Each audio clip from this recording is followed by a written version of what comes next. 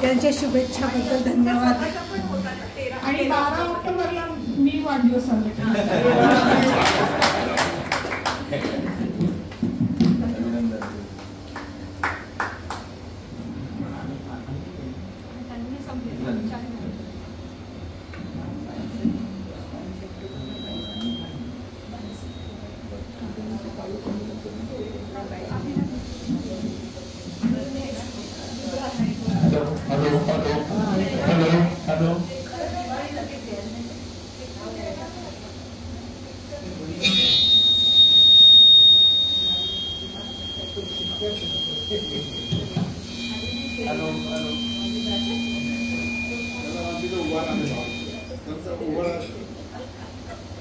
नमस्कार.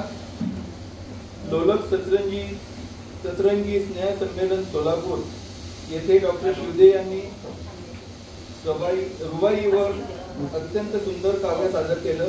त्याबद्दल आपल्या सर्वांतर्फे मी त्यांचं अभिनंदन करतो. उपजत व विषयाची आवड,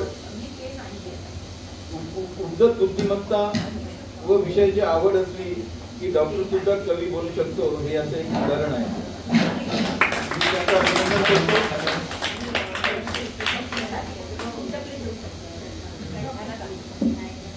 अभिनंदन.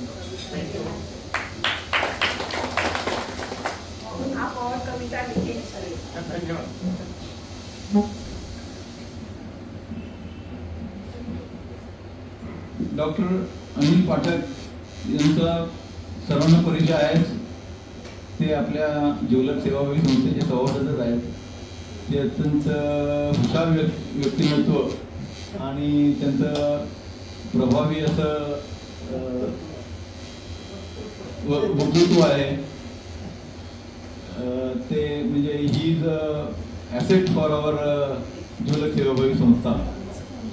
त्यांना मी विनंती करतो की त्यांनी कृपया आपल्या भाषणात सुरुवात करावी.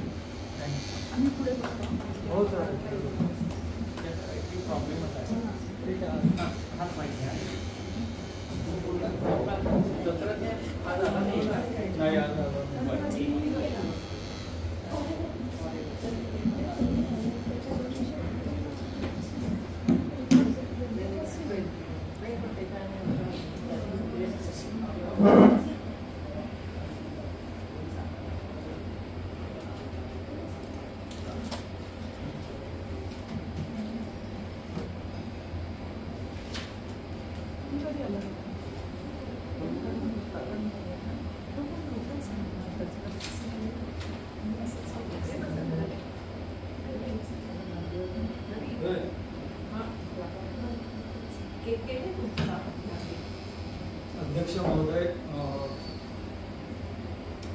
होतोय कवर काय? अध्यक्ष महोदय, फार चांगले शब्द मी माझ्याबद्दल विचारले त्याबद्दल आभार. आणि यू रिअली मेंट इट, कारण तुम्ही नोट्स न वापरता माईक चालू नाहीये, तुम्ही माईक घ्या. आणि उत्स्फूर्तपणे तुम्ही ते म्हणालात त्याबद्दल तुमचे आभार. जिवलग मित्रमैत्रिणींनो, नवीन वर्षाच्या आपल्याला सर्वांना शुभेच्छा.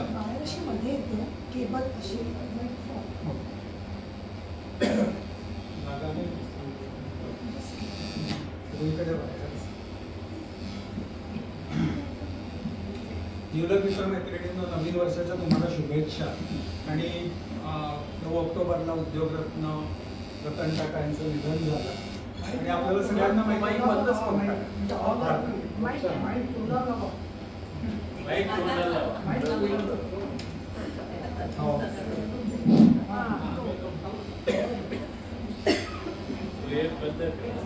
तरी सुद्धा तो आवाज येतो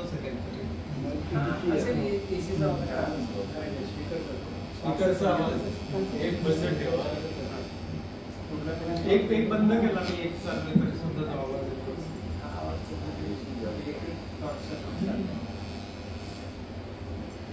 माझी स्ट्रॉंग रेकमेंडेशन आहे की हे हॉटेल आपण बदलावं.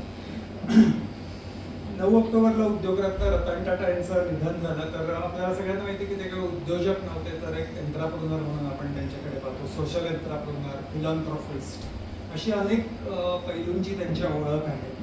10 ऑक्टोबरला ज्यावेळी त्यांचं शव NCPA मध्ये ठेवलं गेलं त्यावेळी एक विलक्षण दृश्य पाहायला मिळालं. मी TV वर वगैरे राहत होतो, पण अनेक लोक तिथे होते आणि अनेक वॉक्स ऑफ लाईफ मधले लोक हे NCPA मध्ये जमले होते. आणि त्यावेळी जे लोक रतन टाटांचा आदर करत होते पण त्यांची जी अमेझिंग पर्सनॅलिटी ही त्यांची एवढी टच नव्हती झालेली, त्या सगळ्यांना असं वाटलं की ह्या माणसामध्ये असं काय आहे की ज्या व्यक्तींचा आयुष्यामध्ये डायरेक्ट असा रतन टाटांशी किंवा टाटा कंपनीशी फारसा संबंध आलेला नाही, असे लोक हळहळत होते. त्यातले हजारो लोक हे NCPA मध्ये आज सुद्धा गेले नाही, कारण कुठेतरी इंटिमिडेशन होतं की टाटा ग्रुप मोठा आहे, रतन टाटा हा मोठा माणूस आहे आणि त्यांचा आदर म्हणून ते निव्वळ बाहेर उभे होते. आणि हा एक प्रश्नाने आपण सुरुवात करू शकतो की असं काय होतं या माणसामध्ये की निव्वळ उद्योजकांचं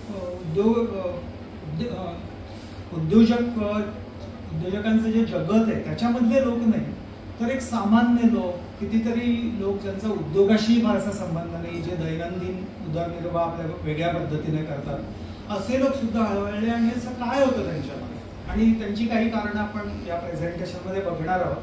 पण समजा आपल्याला एका वाक्यात सांगायचं म्हटलं तर असं काय होतं, तर मला स्वतःला असं वाटलं हा सगळा अभ्यास करत असताना की प्रत्येक माणसाला उद्योग करताना, व्यापार करताना, नोकरी करताना एक अशी इच्छा असते की आपण जे काम करतो ते सरळपणे, निरलसपणे, सात्विकपणे करावं. आणि हे आपल्याला जमत नाही, नुसतं आपल्याच देशात नाही तर कोणत्याही देशामध्ये जी नवीन समाज व्यवस्था आहे याच्यामध्ये शक्य होत नाही. आणि ज्यावेळी एक एवढ्या ताकदीचा माणूस की ज्याला असंख्य लिमिटेशन्स असतात, ज्या पोझिशनवर ते काम करत होते, त्या माणसाने आयुष्यामध्ये जो व्यापार केला, व्यापारच केला, प्रॉफिटसाठीच केला, पण तो करताना एक सरळपणे आणि निरलसपणे हा केला. आणि त्याचं एक सिंबल म्हणून लोकांना कुठेतरी रतन टाटांबद्दल हळहळ वाटत असावी असं मला एक वाटलं. कदाचित आणखी काही कारणं असतील, पण एवढं खरं की अनेक दिवस लोकांना त्यांच्याबद्दल हळहळ वाटत होती की एक व्यक्ती, एक चांगली व्यक्ती गेली, नुसतं चांगला उद्योजक नाही तो गेला. त्यांनी अनेक लोकांना मदत केली होती, अनेक संस्थांना प्रचंड प्रमाणात मदत केली होती. त्या संस्थेचे लोक, त्याचे जे बेनिफिशरीज होते त्यांना तर हळहळ वाटणं साहजिक आहे. पण Ratan Tata actually touched A number of lives in many different ways. आणि त्याचं प्रतिबिंब हे त्या NCPAच्या बाहेर आत हे त्या 9 आणि 10 ऑक्टोबरला हे पाहायला मिळत होतं, जास्त 10 ऑक्टोबरला.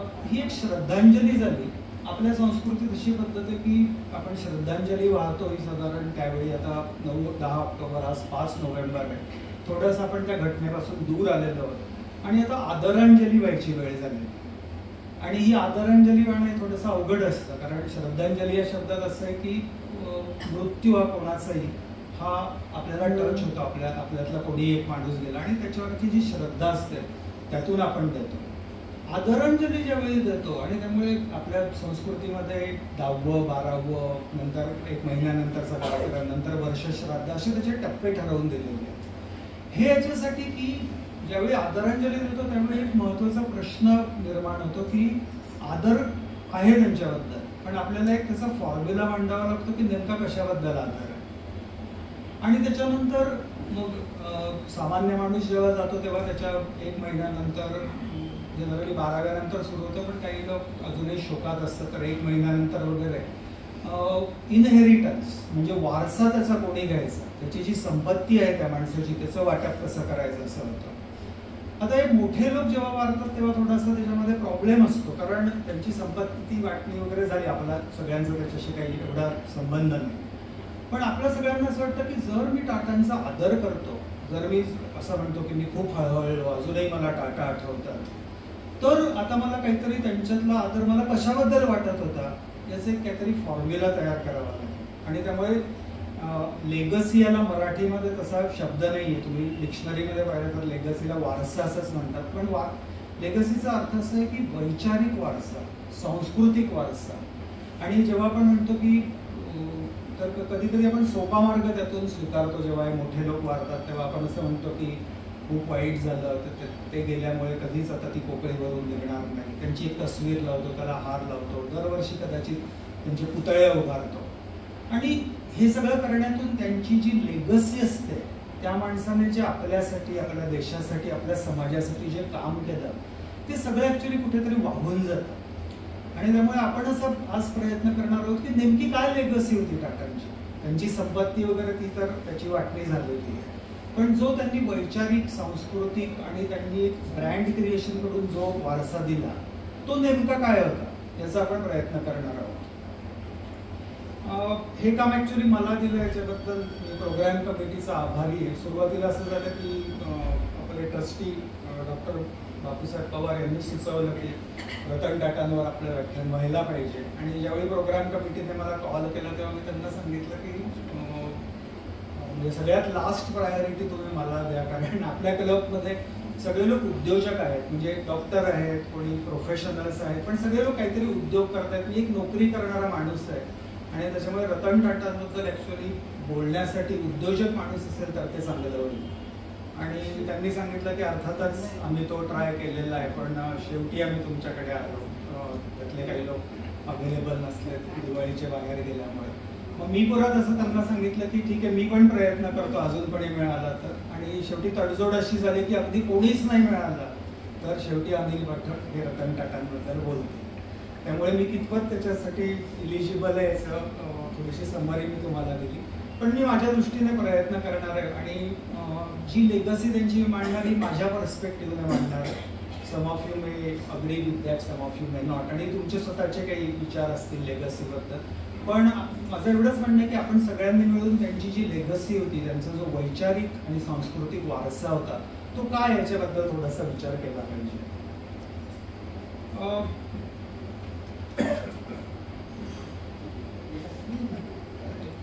माझं फील्ड कम्युनिकेशन असल्यामुळे मला सगळ्यात पहिला त्यांचा एक वैचारिक किंवा सांस्कृतिक वारसा असा वाटतो की ते ज्या रीतीने कम्युनिकेट करायचे, त्यांचं पूर्ण कम्युनिकेशनची जी स्टाईल होती ती तशी वेस्टर्न होती. ॲक्सेंट पूर्णपणे अमेरिकन होता, तो त्यांनी एवढ्या वर्षानंतरही कधी बदलला नाही. पण तरी सुद्धा अशी स्टाईल असून सुद्धा ही डिड नॉट एलिनेट पीपल. पटकन लोकांशी एक संपर्क साधण्याची जी कला होती ती त्यांच्या त्या बोलण्यात होती. आणि मी जेव्हा त्यांच्या वेगवेगळ्या इंटरव्ह्यूजचा वेगवेगळ्या ज्या ठिकाणी त्यांनी ते बोलले त्याचा अभ्यास केला तेव्हा मला असं दिसलं की एक त्यांच्यामध्ये असं होतं की एका कम्युनिकेशन एक्सपर्टने त्या स्टाईलला सेल्फ इफेसिंग स्टाईल असं म्हणतात. म्हणजे ते जेव्हा बोलायला सुरुवात करायचे तर शांतपणे, माझ्याजवळ काहीच सांगण्यासारखं नाही, मी एक हेल्पलेस माणूस आहे, मी साधा माणूस आहे, अशा रीतीने सुरुवात करायची. पण नंतर हळूहळू त्याच्यातला जो कॉन्टेंट असायचा, मेसेज असायचा, तो मात्र खूप स्ट्रॉंग असायचा. सगळ्यात त्यांचा एक प्रॉमिनंट इंटरव्ह्यू मला आठवतो की ज्यावेळी ते टाटा मोटर्समध्ये गुंड काही शिरले होते आणि त्यांच्यावर त्यांनी हल्ला केला, त्यांच्या काही इतर लोकांवरही केला आणि कदाचित रतन टाटांपर्यंत सुद्धा ते पोहोचले होते. अशी स्टोरी ते स्वतः सांगतायत. आता ही खूप व्हायलंट अशी घटना आहे की टाटा मोटर्समध्ये गुंड आले आणि ते अशा प्रकारे करत होते आणि काही दिवस खूप भीतीचं वातावरण होतं. पण ही सांगताना सुद्धा त्यांच्या आवाजात कुठे चढ उतार नाही, पण ज्या रीतीचे शब्द ते वापरतात त्याच्यातून ती पूर्ण ती घटना आपल्यासमोर उभी राहते. आणि त्यामुळे माझ्या दृष्टीने ज्या प्रकारे अशा प्रकारे कम्युनिकेशन करणं की ज्याच्यामध्ये कुठेही जोर नाही भाषेमध्ये आणि शब्दांमध्ये, पण त्याच्यातून एक कॉन्फिडंट अशी पर्सनॅलिटी ही पूर्ण उभी राहते, ही माझ्या दृष्टीने because of my profession in communication माझ्या दृष्टीने ही खूप मोठी लेगसी. त्याचवेळी दुसरीकडे मला असं जाणवलं की एक खूप त्यांच्या आयुष्यामध्ये विरोधाभास होते. हे विरोधाभास त्यांनी क्रिएट केले नव्हते आणि त्यामुळे त्यांचं आयुष्य खूप इंटरेस्टिंग होतं. म्हणजे नॉर्मली आपण असं म्हणतो की उद्योजकांबद्दल ज्यावेळी बोलतो त्यावेळी दोन टाईप्सच्या स्टोरीज असतात आणि पहिल्या टाईपच्या स्टोरीज ज्या आपल्याला जास्त आवडतात त्या असतात रॅग्स टू रिचेस असं ज्याला आपण म्हणतो, की तो उद्योगपती आधी खूप गरीब होता, तो दारोदार ते प्रॉडक्ट विकायचा आणि नंतर तो मोठा झाला. दुसरा उद्योगपती तो कुठेतरी पेट्रोल स्टेशनवर काम करायचा आणि नंतर तो मोठा झाला. आणि of course those stories are very inspiring. आता रतन टाटा हे काही त्याच्यातले नव्हते. He was born with a silver spoon in his mouth. आणि त्यामुळे नॉर्मली अशा टाईपचे जे उद्योजक असतात त्यांच्याबद्दल सामान्य लोकांना आदर असतो, त्यांचं ते ऐकत असतात, पण फारशी अटॅचमेंट नसते. कारण सामान्य लोकांना असं वाटत असतं की अरे या माणसाचं आयुष्य खूप स्मूथ गेलेलं आहे, त्याला आयुष्यात काही फारशा अडचणी आलेल्या आणि त्यामुळे I don't have to respect this person. पण ॲक्च्युली रतन टाटांच्या आयुष्यात तसं नव्हतं. Although he was born with a silver spoon in his mouth. त्यांच्या कुठल्याही इंटरव्ह्यू, सगळ्याच नाही पण खूप इंटरव्ह्यूजमध्ये एक खूप लोनलीनेस जाणवतो. आणि कितीतरी वेळा त्यांनी लोनलीनेस हा शब्दसुद्धा वापरलेला आहे आणि खूप वेळा त्यांनी उल्लेख केला आहे की मला माझ्या कंपनीतल्या, मला टाटा ग्रुपमधल्या लोकांचा सुद्धा सपोर्ट हा फारसा मिळाला नाही आणि I lived alone, I walked my path alone. आणि एक सद्गुरूंबरोबर त्यांचं एक कॉन्व्हर्सेशन आहे, त्याच्यात तर ते इंडिकाबद्दल ते बोलत आहेत आणि त्यावेळी ते असं म्हणतात की mainly my journey is inwards, म्हणजे माझा स्वतःवर विश्वास आहे. I listen to my inner voice. ही मला खूप मोठी कॉन्ट्राडिक्शन वाटते. एकीकडे आपण असं म्हणतो की ह्या माणसाने he work for millions of people, he touch the lives of millions of people, पण स्वतः मात्र तो तसा एकटा होता आणि असं एकटा असून सुद्धा त्याने त्याचं कन्व्हिक्शन स्वतःचं सोडलं नाही आणि ही लिगसी एक खूप मोठी गोष्ट आहे त्यांची. दुसरं त्यांच्यातलं विरोधाभास मला जाणवतो की त्यांचं पूर्ण ओरिएंटेशन जे होतं हे फॉरिन आणि ग्लोबल होतं. म्हणजे अमेरिकेहून ग्रॅज्युएट होऊन ते 1962 मध्ये आले. अर्थात he was always a global entrepreneur, he always travelled, पण नंतरचा त्यांचा पूर्ण प्रवास हा भारतासाठी. आणि ही always talked about indigenous cars, he always talked about Indian milieu, Indian economy. आणि असं असून सुद्धा त्यांचं एक फॉरिन ओरिएंटेशन हे त्यांनी कधी सोडलं नाही. म्हणजे the way he dressed, the way he talk to people, आणि ते फॉरिन ओरिएंटेशन असून सुद्धा लोकांना कधी असं वाटलं नाही की अरे हा माणूस आपल्यातला नाहीच आहे. आणि मला ती खूप मोठी गोष्ट वाटते, कारण बऱ्याच वेळेला आपल्या संस्कृतीमध्ये फॉरिन ओरिएंटेशन हे आपल्या समाजामध्ये काम करताना सोडावं लागतं. खूप लोक जे इंडियामध्ये परत येतात परदेशातून त्यांना तो भाग जाणवतो. पण टाटांनी ते इंटरनली केलं असेल, पण एक्सटर्नली मात्र त्यांचं फॉरिन ओरिएंटेशन, ग्लोबलायझेशन हे सतत कायम राहिलं. हा अजून एक विरोधाभास म्हणा किंवा दोन वेगवेगळ्या गोष्टी एकत्र आल्याने माणूस इंटरेस्टिंग कसा होतो त्याचा एक पुरावा असं आपल्याला ते म्हणता येईल. एक शब्द, अजून एक लेगसी हा शब्द मी वापरला आणि त्याला मराठी शब्द नाही असं म्हटलं. अजून एक शब्द टाटांच्या बाबतीत वापरावा लागतो, त्याला सुद्धा मराठी शब्द नाही आहे आणि तो शब्द म्हणजे ग्रीट.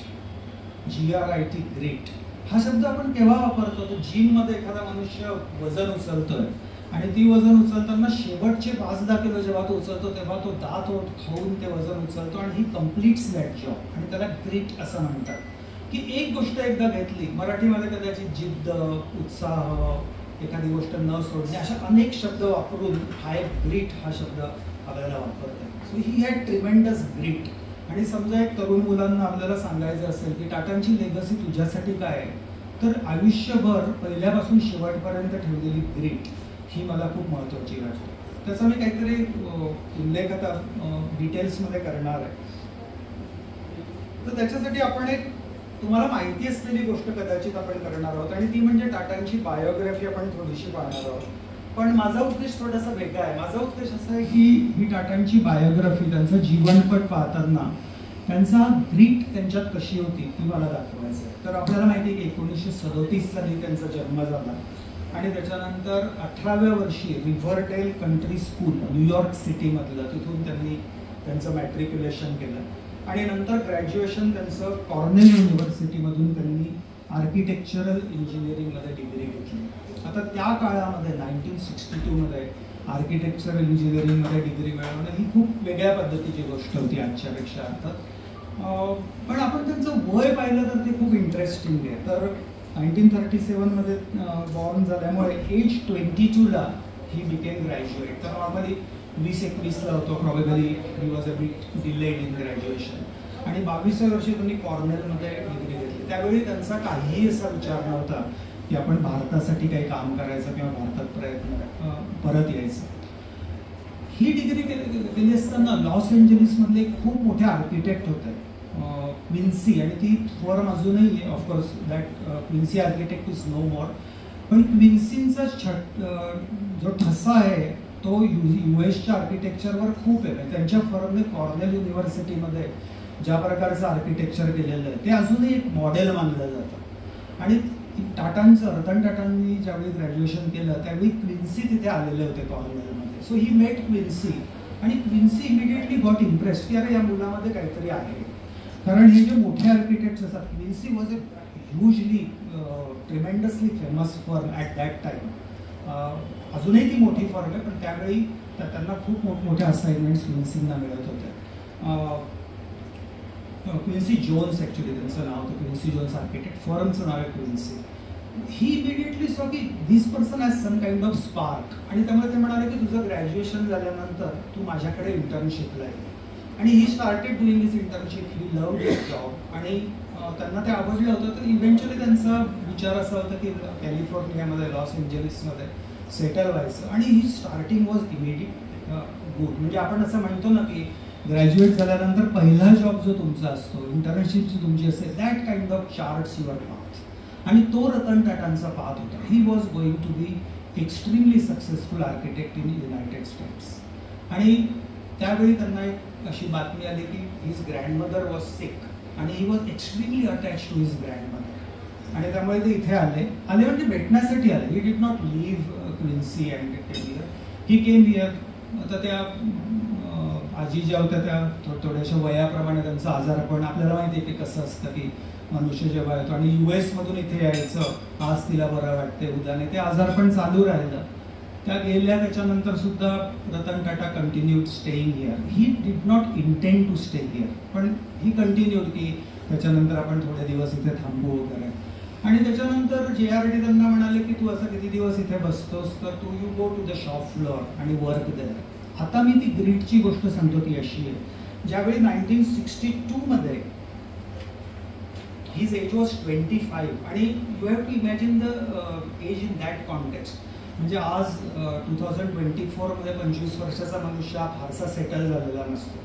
पण आपल्या सगळ्यांना माहिती आहे, म्हणजे माझ्यापेक्षा सुद्धा सिनियर लोक इथे आहेत, की त्यावेळी 25 वर्षाचा माणूस जनरली आयुष्यामध्ये सेटल, म्हणजे त्याला माहिती असायचं आपण काय करतो, त्याला त्याचा जॉब मिळाला असायचं. आता JRDची पद्धत अशी होती, किंवा इन जनरल टाटा फॅमिलीची पद्धत अशी होती की फॅमिलीतला माणूस जेव्हा काम करायचा तेव्हा he must work on the shop floor. आणि टाटांनी स्वतः याचा नंतर एका इंटरव्ह्यूत उल्लेख केला की ही did not like that system. ते असं म्हणतात की तू ये इथे 5 वर्ष शॉप फ्लोअरवर काम कर, 5 वर्षांनी काय होतं बघू. This is an extremely detrimental method for entrepreneurship. Tata जरी कॅपिटलिस्ट होते, इंडस्ट्रियलिस्ट होते, पण तरी मुळात ते एंट्राप्रेन्योर होते. अनादर word which does not have a Marathi equivalent. तर एंट्राप्रेन्योर हा थोडासा वेगळा शब्द आहे की ज्याच्यामध्ये इनोव्हेशन येतं, ज्याच्यामध्ये एक नवीन करायची काहीतरी आवड असते, आणि छोट्या किंवा मोठ्या गोष्टी याच्यात फरक केला जात नाही. जो इंडस्ट्रियलिस्ट असतो ॲट टाटाज लेवल, त्याच्यामध्ये मोठमोठे प्रोजेक्ट्स तो घेत असतो. आणि टाटांना कायम ही, रतन टाटांना कायम ही सवय होती की काहीतरी मोठं काय. त्यामुळे त्यांनी उल्लेख केला की मला त्यावेळी त्यांनी अप्रेंटिसशिप दिली, आमच्या फॅमिलीत ती सोय. He did not criticise JRD, he criticised the tradition in general in Parsi families किंवा त्या टाईपच्या फॅमिलीज, की ज्याच्यामध्ये असं मानलं जातं की पहिल्यांदा you work on shop floor. आता हा मनुष्य ग्रॅज्युएट झालेला आहे, त्याचं आर्किटेक्चर इंजिनिअरिंगमध्ये, he may not be suitable on shop floor. त्यांची जी पोस्ट होती ती इंटरेस्टिंग होती. त्या पोस्ट त्यांना जी अपॉइंटमेंट ऑर्डर दिली त्याच्यावर लिहिलं होतं की यू आर अन असिस्टंट. आणि असिस्टंट ही एक्स्ट्रीमली लोअर पोस्ट होती. आणि ज्यावेळी पण ठीक आहे, टाटांमध्ये ग्रीट असल्याने he did not say no, आणि ही स्टार्टेड वर्किंग. आणि त्यांच्या इंटरव्ह्यूजमध्ये त्यांनी नंतर असं सांगितलं की दॅट थिंग वॉज एक्स्ट्रीमली केऑटिक, की तिथे काही सिस्टमच नव्हती. म्हणजे स्वतःच्या कंपनीबद्दल असं बोलायला हिंमत लागते, पण त्यांनी असं सांगितलं की तिथे काही सिस्टमच नव्हती, so I did not know what to do वगैरे. मग त्यांना काही वर्षांनी again look at the age 33 मध्ये त्यांना मॅनेजरियल पोझिशन दिली 1970 मध्ये. आणि आपल्याला सगळ्यांना माहिती आहे, हल्ली मॅनेजर हा शब्द वापरत नाही, हल्ली आपण ज्युनियर एक्झिक्युटिव्ह ही पोस्ट असते, which is like lowest post in any organisation.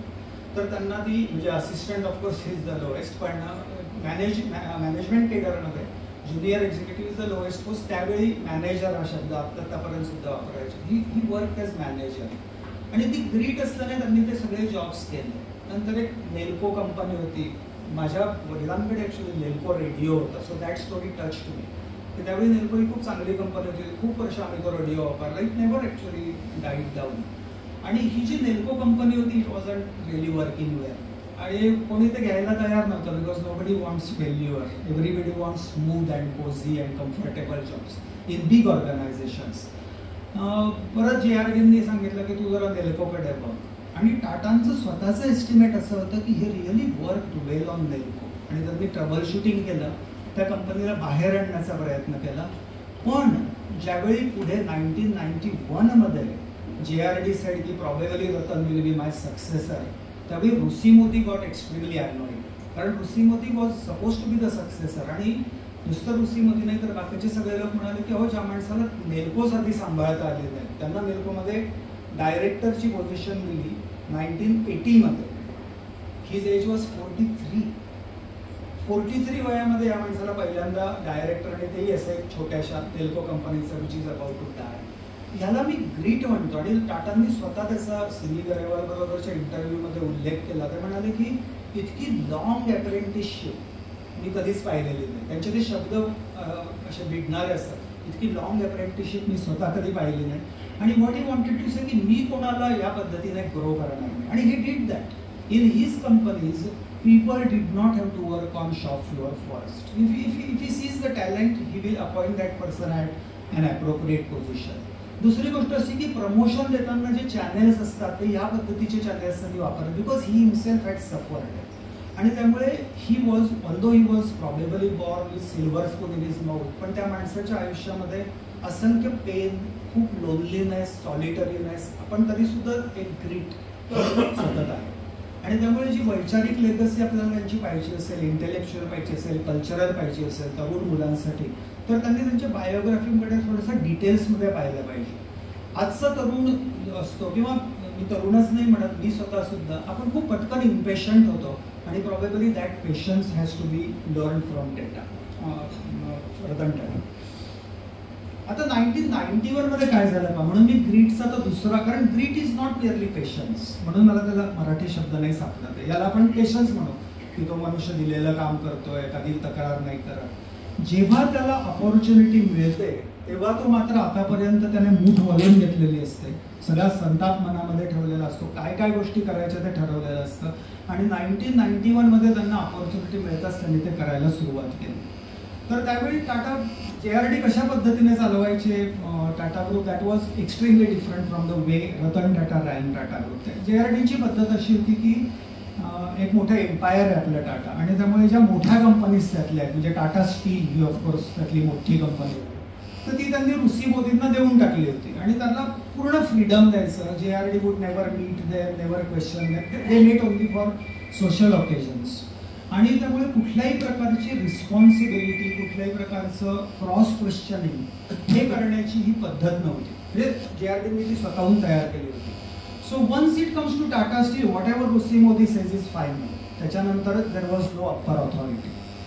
दुसरी त्यांची जी मोठी कंपनी होती ती टाटा केमिकल्स, आणि ती दरबारी सेठला त्यांनी दिली होती. आणि दरबारी सेठला त्यांनी सांगितलं की you are the king of this, king हा शब्द नाही वापरला, but you are whole and soul of this company, आणि तुम्ही जे कराल ते actually that will be the final thing. आणि JRDना असं वाटायचं की this is the smooth way of working, कारण जर दरबारी सेठने घेतलेला निर्णय आपण बदलायला लागलो, क्वेश्चन करायला लागलो, तर दरबारी सेठला जे कन्व्हिक्शन पाहिजे ते करण्यामध्ये ते नसेल. आणि ही वॉन्टेड दॅट कन्व्हिक्शन, आणि त्याच्यासाठी त्यांनी अरेंजमेंट केली होती. तिसरे जे गृहस्थ होते ते फारसे सिनियर नव्हते या दोघांना एवढे, ते टाटा हॉटेल्स पाहिजे, अजित केरकर. आणि या तिघांना असं वाटत होतं की रुसी मोदी हे होती, आणि रुसी मोदी झाले नाहीत. आणि टाटा झालं, रतन टाटा आल्यानंतर त्यांना पहिल्यांदा हे कळलं की मी जर ही एम्पायरची सिस्टम चालू ठेवली तर काही वर्षांनी जसं जगामध्ये काही ठिकाणी होत आहे तेच होईल. जगामध्ये काय होत होतं की एका माणसाने जी कंपनी ग्रो केली, किंवा तो त्या फॅमिलीतला माणूस आहे, बोर्ड ऑफ डायरेक्टर्स त्याला काढून टाकायचं. आणि तेच रतन टाटांच्या बाबतीत होण्याची खूप शक्यता होती.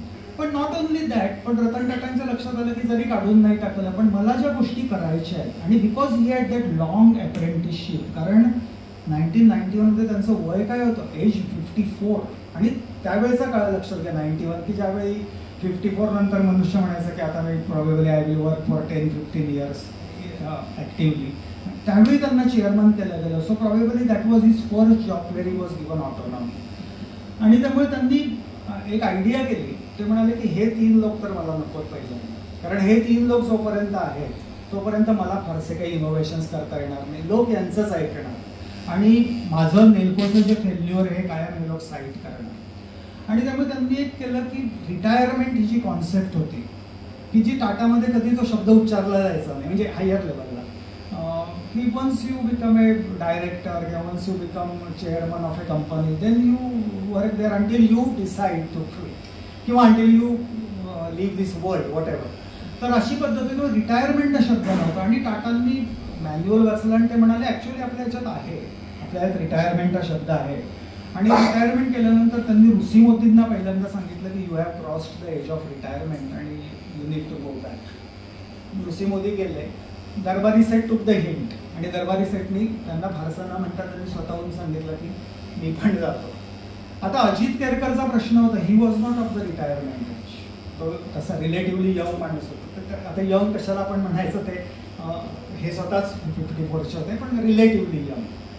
तेव्हा त्यांनी त्यांच्या बोर्ड ऑफ डायरेक्टर्सला केलं. इथे टाटांचं आपल्याला कम्युनिकेशन स्किल दिसतं. हा मनुष्य आत्ताच चेअरमन झाला आहे, लोक फारसे त्याच्या बाजूचे नाहीत, पण त्यांनी बोर्ड ऑफ डायरेक्टर्सला टाटा हॉटेल्सच्या कन्व्हिन्स केलं की JRDचं नाही पण जमशेदजींचं जे विजन होतं हॉटेल्सचं, की सगळे जे आपल्या देशातले की पोझिशन्स होत्या की स्टील आहे, तसंच accommodation that was a very important thing की फॉरेनचे लोक दुसऱ्या शहरातले लोक येऊन राहतात आणि त्यामुळे अकोमोडेशन इज इम्पॉर्टंट. आणि हे विजन आपलं आहे आणि Ajit Kerkar is not fulfilling that vision. I have some ideas I want to implement. आणि बोर्ड ऑफ डायरेक्टर्सला आपल्या बाजूला करून त्यांनी नंतर अजित केरकरला सुद्धा रिमूव्हल केलं. Ajit Kerkar did not resign until the end. इथे ग्रीटची आपल्याला दुसरी बाजू दिसते.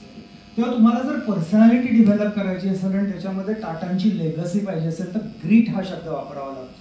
नुसती सहनशक्ती असेल, नुसता जोर असेल, भाषेमध्ये नुसता जोर असेल, मेसेज नुसता जोरदार असेल, या सगळ्या गोष्टींचं एकत्र कॉम्बिनेशन आणि ते करेक्ट प्रपोर्शनमध्ये रतन टाटांमध्ये.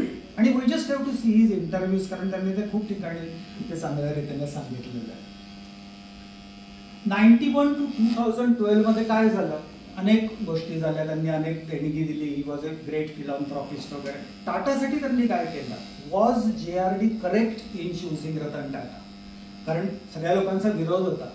91 to 2012 मध्ये रेव्हेन्यू ग्रू ओव्हर 40 टाइम्स आणि प्रॉफिट ग्रू ओव्हर 50 टाइम्स. म्हणजे JRDचा चॉईस करेक्ट होता.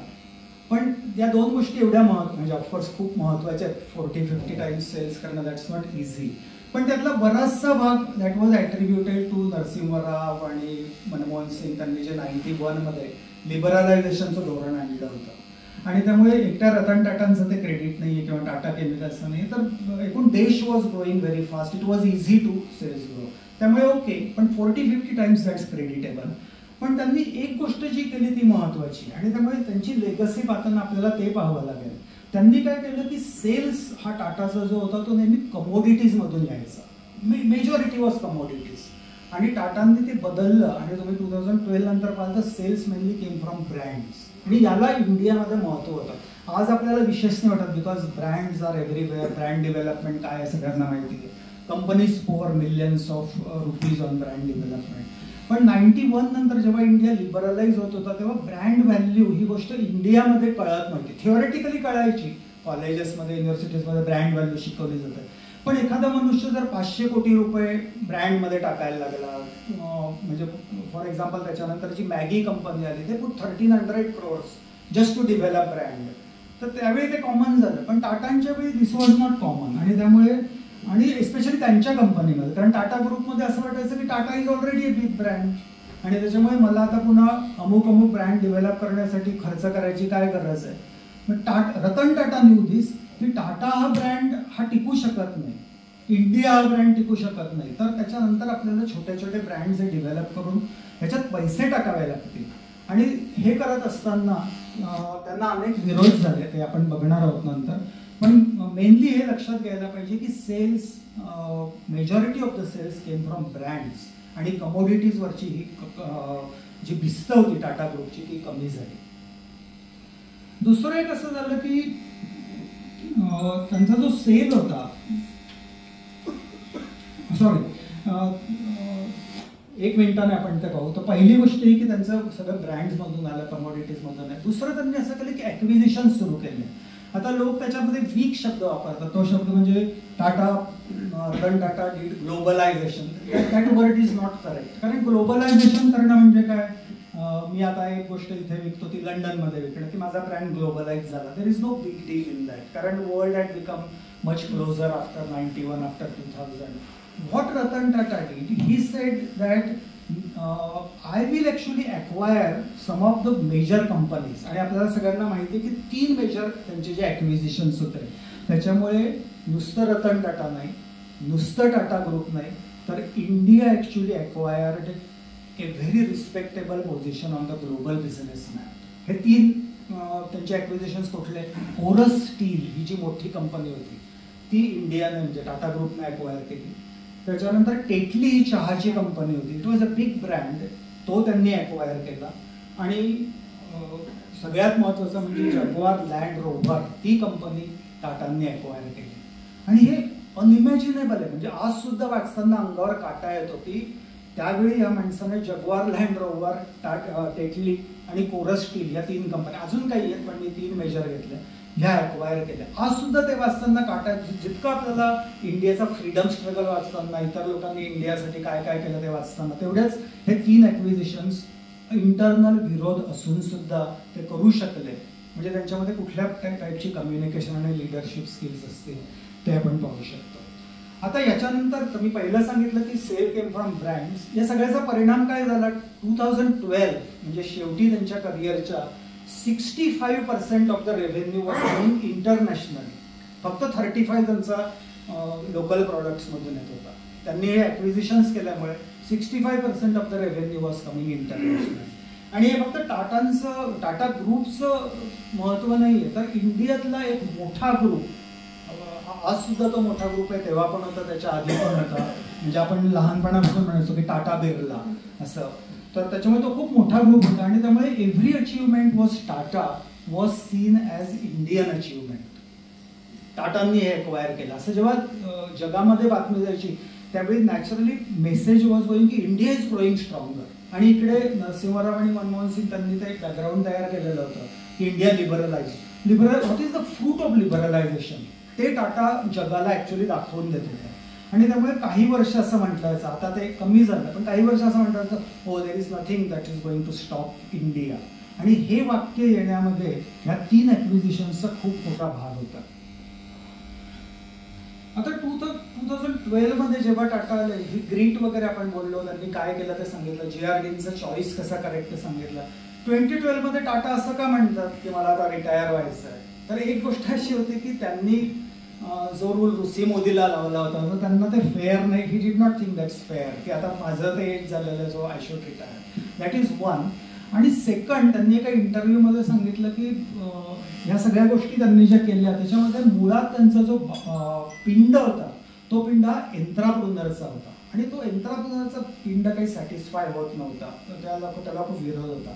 तर एका इंटरव्ह्यूमध्ये त्यांनी सांगितलं की 2012 नंतरचा interview, how do you feel now? आणि ते म्हणतात की माझ्यावरचं प्रेशर आता खूप कमी झालं, कारण I am not spending money of Tata group, I am actually spending my pocket money. Pocket money असा शब्द ते वापरतात, but his pocket money must be very sizeable. आणि तो वापरत असताना त्यांनी छोट्या छोट्या कंपन्यांमध्ये इन्व्हेस्ट करायला सुरुवात केली. कुठल्या टाईपच्या कंपन्या? You will be surprised, of course you must have non. पण आता ज्या माणसाने टेटली ॲक्वायर केली, तो एक टी बॉक्स नावाची एक छोटी कंपनी आहे. प्रॉबेबली तुम्हाला त्या फेसबुकवर जाहिराती येत असतील, मला येतात, की ती एक कंपनी की एक त्यांचा डबल वॉल्ड कप आहे आणि ते म्हणतात की आम्ही चहा विकतो, तुमच्या घरी डिलिव्हरी करतो. It's a very small company. ती त्यांनी त्याच्यामध्ये इन्व्हेस्ट केलं. दुसरी कॅश करो, ही तर अगदीच छोटी कंपनी. ती काय करते की डिस्काउंट कुपन्स असतात ते ती एक्वायर करते. म्हणजे आपण लॉग इन व्हायचं आणि आपल्याला जे काही घ्यायचं ते म्हणतात की हे प्रॉडक्ट आम्ही तुम्हाला 5% डिस्काउंटवर देतो. They just give you a coupon, they don't sell anything. तिसरी company of course Ola, all of us know what is Ola. चौथी कंपनी आहे गुड फेलोज. गुड फेलोज ही अगदी छोटी आणि साधी कंपनी. ते म्हणतात की सिनियर सिटीजन जे असतात तर त्यांची पॅलेटिव्ह केअर नाही आम्ही घेणार, म्हणजे नर्सिंग वगैरे नाही ते करत, पण आम्ही तुमच्याकडे येऊ, तुमच्याशी गप्पा मारू, तुम्हाला स्टोरीज सांगू, तुमचा वेळ जाईल असं करू. So it's a very cute little company, good fellows. चौथी आहे ती डॉग स्पॉट, की तुम्हाला जर पेट्स विषयी काही करायचं असेल तर. आता लोक जेव्हा म्हणतात की इन्व्हेस्ट केलं तर काही विशेष नाही आहे. Young people would go to Tata, sir करता का माझ्यात इन्व्हेस्ट, आणि would say yes. But actually people forget की यातल्या खूप कंपन्यांमध्ये टाटांनी त्यांना एक अट टाकली इन्व्हेस्ट करताना की तुमच्या बोर्ड मीटिंग्समध्ये you will have to allow me to sit in. आणि त्यामुळे त्यांच्या ज्या आयडियाज आहेत त्याच्यामध्ये रतन टाटांना खूप invest, he did not interfere in those companies. तर मला तर मी एक स्टीव्ह जॉब्सचा पुन्हा एकदा आठवलं आणि मी म्हणून स्टीव्ह जॉब्सचं सारखं माझ्या मनात येतं, पण I always have to keep the difference in mind की स्टीव्ह जॉब्स हा रॅग्स टू रिचेस मधला होता. म्हणजे त्याने उल्लेख केलेला की जेव्हा तो स्टुडंट होता त्यावेळी he had to walk 8 miles to eat a full fledged meal. Shrikrishna mission जे आहे त्या ठिकाणी हरे कृष्ण मिशन, हां, तिथे जाऊन त्यांना ते फ्री जेवण मिळायचं. सो ही वॉज म्हणजे रॅग्स टू रिचेस स्टोरी. नंतर he was a drop out वगैरे. रतन टाटांचा सारखं उल्लेख करताना मला स्टीव्ह जॉब्स का आठवतो असं मी स्वतःलाच प्रश्न विचारला. आणि तेव्हा माझ्या एक गोष्ट लक्षात आली, थोडंसं विषयांतर होईल पण मी ती सांगतो की स्टीव्ह जॉब्स ज्यावेळी ड्रॉपआउट झाला एका कॉलेजमधून वगैरे आणि त्यावेळी त्याने सांगितलं की माझं काही त्या कॉलेजबद्दल ऑब्जेक्शन नाही, पण त्या ठिकाणचं जे सिलेबस आहे तो काही it does not actually fulfil my needs. खूप वर्ष झाली then Steve Job became successful. आणि त्याच्यानंतर युनिव्हर्सिटी, कोणती युनिव्हर्सिटी होती नाव विसरलं, पण एका युनिव्हर्सिटीने ॲक्च्युली त्यांना याच्यासाठी बोलवलं कॉन्व्होकेशनसाठी. आणि Steve Jobs actually gave a speech there, convocation speech. आता अर्थात ते वेगळ्या अर्थाने वापरलं जातं की बघा जो मनुष्य ड्रॉपआउट झाला त्याला शेवटी युनिव्हर्सिटीला कॉन्व्होकेशन स्पीच द्यायला बोलवायला लागलं. पण Steve Jobs actually he only made a speech of 7 minutes in that convocation. ते 7 मिनिटाच्या स्पीचमध्ये 2-3 मेसेजेस दिले आणि एक मेसेज त्याने तरुणांना आणि सगळ्यांनाच दिलं, नुसतं तरुणांना नाही. तो म्हणाला stay hungry and stay foolish. Stay hungry for knowledge of course आणि स्टे फुलिश म्हणजे कधीच असं म्हणू नका की मला आता सगळं माहिती आहे, मी आता टाटा ग्रुपचा चेअरमन झालो. आणि मला टाटांमध्ये ते स्पिरिट नेहमी जाणवलं की as if Tata is actually of course he was much senior to Steve Job, पण असं वाटलं की तेच स्पिरिट आहे. आणि त्यामुळे 2012मध्ये रिटायर झाल्यावर हा माणूस म्हणतोय की आय एम स्टील हंग्री. एवढं त्यांनी केलं, इंडिका लॉन्च केली, नॅनो लॉन्च केली, अनेक गोष्टी केल्या, ताज रिबिल्ड केलं, किती मोठ्या गोष्टी केल्या. पण हा माणूस मनात born with a silver spoon of नाही, हा कुठेतरी छोटा एंट्राप्रेन्योर ज्या पद्धतीने काम करतो तो पिंड असलेला माणूस आहे. आणि त्यामुळे 2012मध्ये म्हणतात हो आतापर्यंत मी हंग्री होतो. He does not use that word, पण ही सेज आतापर्यंत मला या गोष्टी करता येत नव्हत्या आणि आता मी करायला लागलो. आणि काय करतायत ते, जरा छोट्या छोट्या कंपन्यांमध्ये इन्व्हेस्ट करतायत, त्यांच्या बोर्ड मिटिंगमध्ये जाऊन भेटतात. आणि म्हणून ते Shantanu Naidu got closer to him. That's how Shantanu Naidu actually does that thing. Senior सिटीजनची मी जी कंपनी सांगितली ती तो पाहतो. तर स्टे हंग्री आणि डॉग्सचं पण करतो. अच्छा, ओके. मला वाटलं गुड फेलोज. अच्छा, डॉग्स. ओके. तर डॉग स्पॉट ती कंपनी. तर that's how we got close to these very young people, very small entrepreneurs. कारण त्यांच्यामध्ये ते होतं की stay hungry and stay foolish.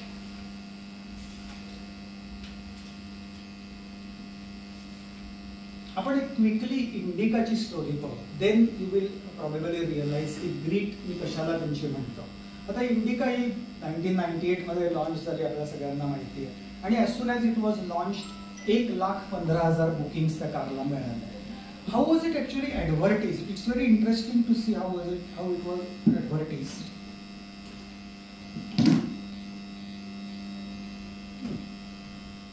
This is the launching announcement of Indica. You will never have to suffer a small car again. आता आपण जे इंडिकाकडे पाहतो ते आपण असं म्हणतो की पहिली इंडिजिनस कार. काही लोक त्याला अग्री नाही होत, they don't think it is indigenous car.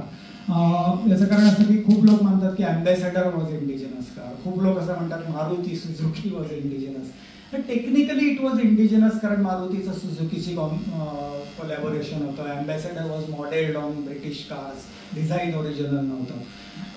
आता ज्यावेळी टाटा म्हणाले की नाही I want to make a car indigenous, त्यामुळे नॅचरली त्यांच्यावर खूप विरोध झाला. कारण it is like reinventing the wheel. कारण ज्यावेळी इंडिया लिबरलाइज झाला त्यावेळी things actually started rolling differently. म्हणजे आता आपण खूप स्वदेशी वगैरे असं बोलायला लागलो रिसेंटली, पण 91मध्ये लिबरलायझेशनची ती आयडिया नव्हती. उलट आयडिया अशी होती की what ever is available in the world that is best ते आपण आणू आणि लेट्स ग्रो इट हिअर. आणि त्यावेळी टाटा 98मध्ये असं म्हणतात की नाही मी आता कार इथेच बनवूया. तर पहिली गोष्ट त्या इंडिजिनस आयडियाला विरोध झाला. दुसरी गोष्ट काही लोक असं हे सगळे टाटा ग्रुपमधले आतले लोक, काही लोक असं त्याच्यातले म्हणायला लागले की खरंच इंडिजिनस आहे काही, टाटा आपल्या लोकांना फ्रेंच इंडस्ट्रीत पाठवत आहेत, इटलीमध्ये इटलीमध्ये पाठवत आहेत, जर्मनीमध्ये पाठवत आहेत. How is it indigenous? आता टाटा त्यांना पाठवायचे ते डिस्कशनसाठी. You can't really make a car from scratch here. So his team went to Germany, his team went to Italy वगैरे. पण finally he created this car. आता ही ॲडव्हर्टिजमेंट पण strange. You will never have to suffer a small car again. आणि कुठेतरी खाली आहे मोर car per car, आहे का, दिसतंय का? पण that was the slogan, more car per car. आणि दिस वॉज सरप्रायझिंग. म्हणजे Tata is advertising this car as a big car, spacious car. आणि त्यावेळी स्पेशस कारची जाणीव होती Ambassador. Of course you want to buy spacious car, that will be Ambassador. And so this advertisement is peculiar. He says कि if you want a big car, he's not saying indigenous, he's not saying it's cheap or price sensitive, but he says it's a big car. So obviously that was a take on Maruti probably. तो लोकांना असं मारुती छोटी car वाटायला लागली होती. आणि त्यामुळे जेव्हा इंडिका लॉन्च झाली त्यामुळे त्यांनी मारुतीवर टेक थोडासा घेऊन ती लॉन्च केली होती. आणि नंतर त्यात खूप प्रॉब्लेम्स यायला लागले. I'm sure some of you might have Indica that time and you remember those problems. The high noise vibrations, performance of engine, winding of the windows, ते नीट नव्हतं होत. आणि लोकांनी जरा जास्त तक्रारी केल्या. म्हणजे मारुती ज्यावेळी लॉन्च झाली त्यावेळी लोकांनी एवढ्या तक्रारी नाही केल्या. Maruti also had problems. पण लोक म्हणाले अरे मला इतक्या स्वस्तामध्ये कार दिली, from two wheeler people put in big car, so I am really grateful. आणि त्यामुळे people were in general tolerant. आणि मारुतीचं नेटवर्क सर्व्हिसचं खूप मोठं होतं. आता इंडिका ज्यावेळी आली त्यावेळी पीपल्स एक्सपेक्टेशन्स वेअर रेज की तुम्ही काय माझ्यावर उपकार नाही करत आहे फोर व्हीलर देऊन, मला स्वस्तात कार द्या, टाटाचा जॉब आहे. People always want socialism from capitalist, की मला हे सगळं स्वस्त द्या, मला हे द्या. आणि त्यामुळे तुम्ही काही माझ्यावर उपकार, त्यामुळे छोट्या छोट्या तक्रारी या सुद्धा खूप ब्लोअप्स केल्या गेल्या. आणि द वे द हे सगळं टाटाने त्यांच्या इंटरव्ह्यू टाटा ग्रुपच्या याच्यावर अजूनही एक ब्लॉग आहे त्याच्यामध्ये त्यांनी हे उल्लेख केलेला आहे की the way the customers talk to us that was extremely annoying. म्हणजे खूप रागाने आपला हक्क असल्यासारखं लोक बोलत होते. So Ratan Tata went to the shop floor. आणि हे त्यांनी खूप उशिरा शेखर गुप्ता जे इंडियन एक्सप्रेसचे एडिटर, खूप उशिरा शेखर गुप्ताला एक इंटरव्ह्यू दिला. त्याच्यात त्यांनी सांगितलं that time all this problem were resolve. त्याच्यात त्यांनी असं सांगितलं की when I went to the shop floor की हे काय प्रॉब्लेम आहे, लेट्स मेक ए लिस्ट. आणि त्यांनी कस्टमरच्या तक्रारीवर लिस्ट केली. There were 42 problems. आता टाटा तिथे गेले आणि त्यांनी त्यातले काही प्रॉब्लेम पाहिले आणि ते म्हणाले की actually there is a pulley आणि त्या पुलीमध्ये काहीतरी इश्यू आहे. ही पुलीमुळे बाकीचे सगळे प्रॉब्लेम्स होत आहेत. द इंजिनियर्स कुड not solve the problem but Ratan Tata did. आणि पुलीमुळे मग तो बेल्ट चालत नाही, बेल्टमुळे अमुक होत आहे. So for the customer there are 3 different problems. पण आपण एक पुली बदलली तर 3 प्रॉब्लेम आपले सॉल्व्ह होतात. आणि त्यांनी लीड घेतला आणि त्यांनी ताज हॉटेलमध्ये लागलीच एक मीटिंग घेतली 2000 साली. आणि ते म्हणाले की लेट्स डू समथिंग. आता लेट्स डू समथिंग हा माणूस का म्हणतो? कंपनीचे इतर लोक म्हणाले की we can do all this things.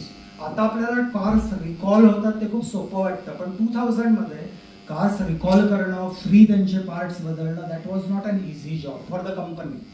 Customers of course wanted that. आणि टाटा सेड की nothing doing, I am going to do that. आणि देशभरामध्ये अनेक कॅम्प्स ऑर्गनाईज केले गेले आणि 42 parts of Indica were changed free of charge.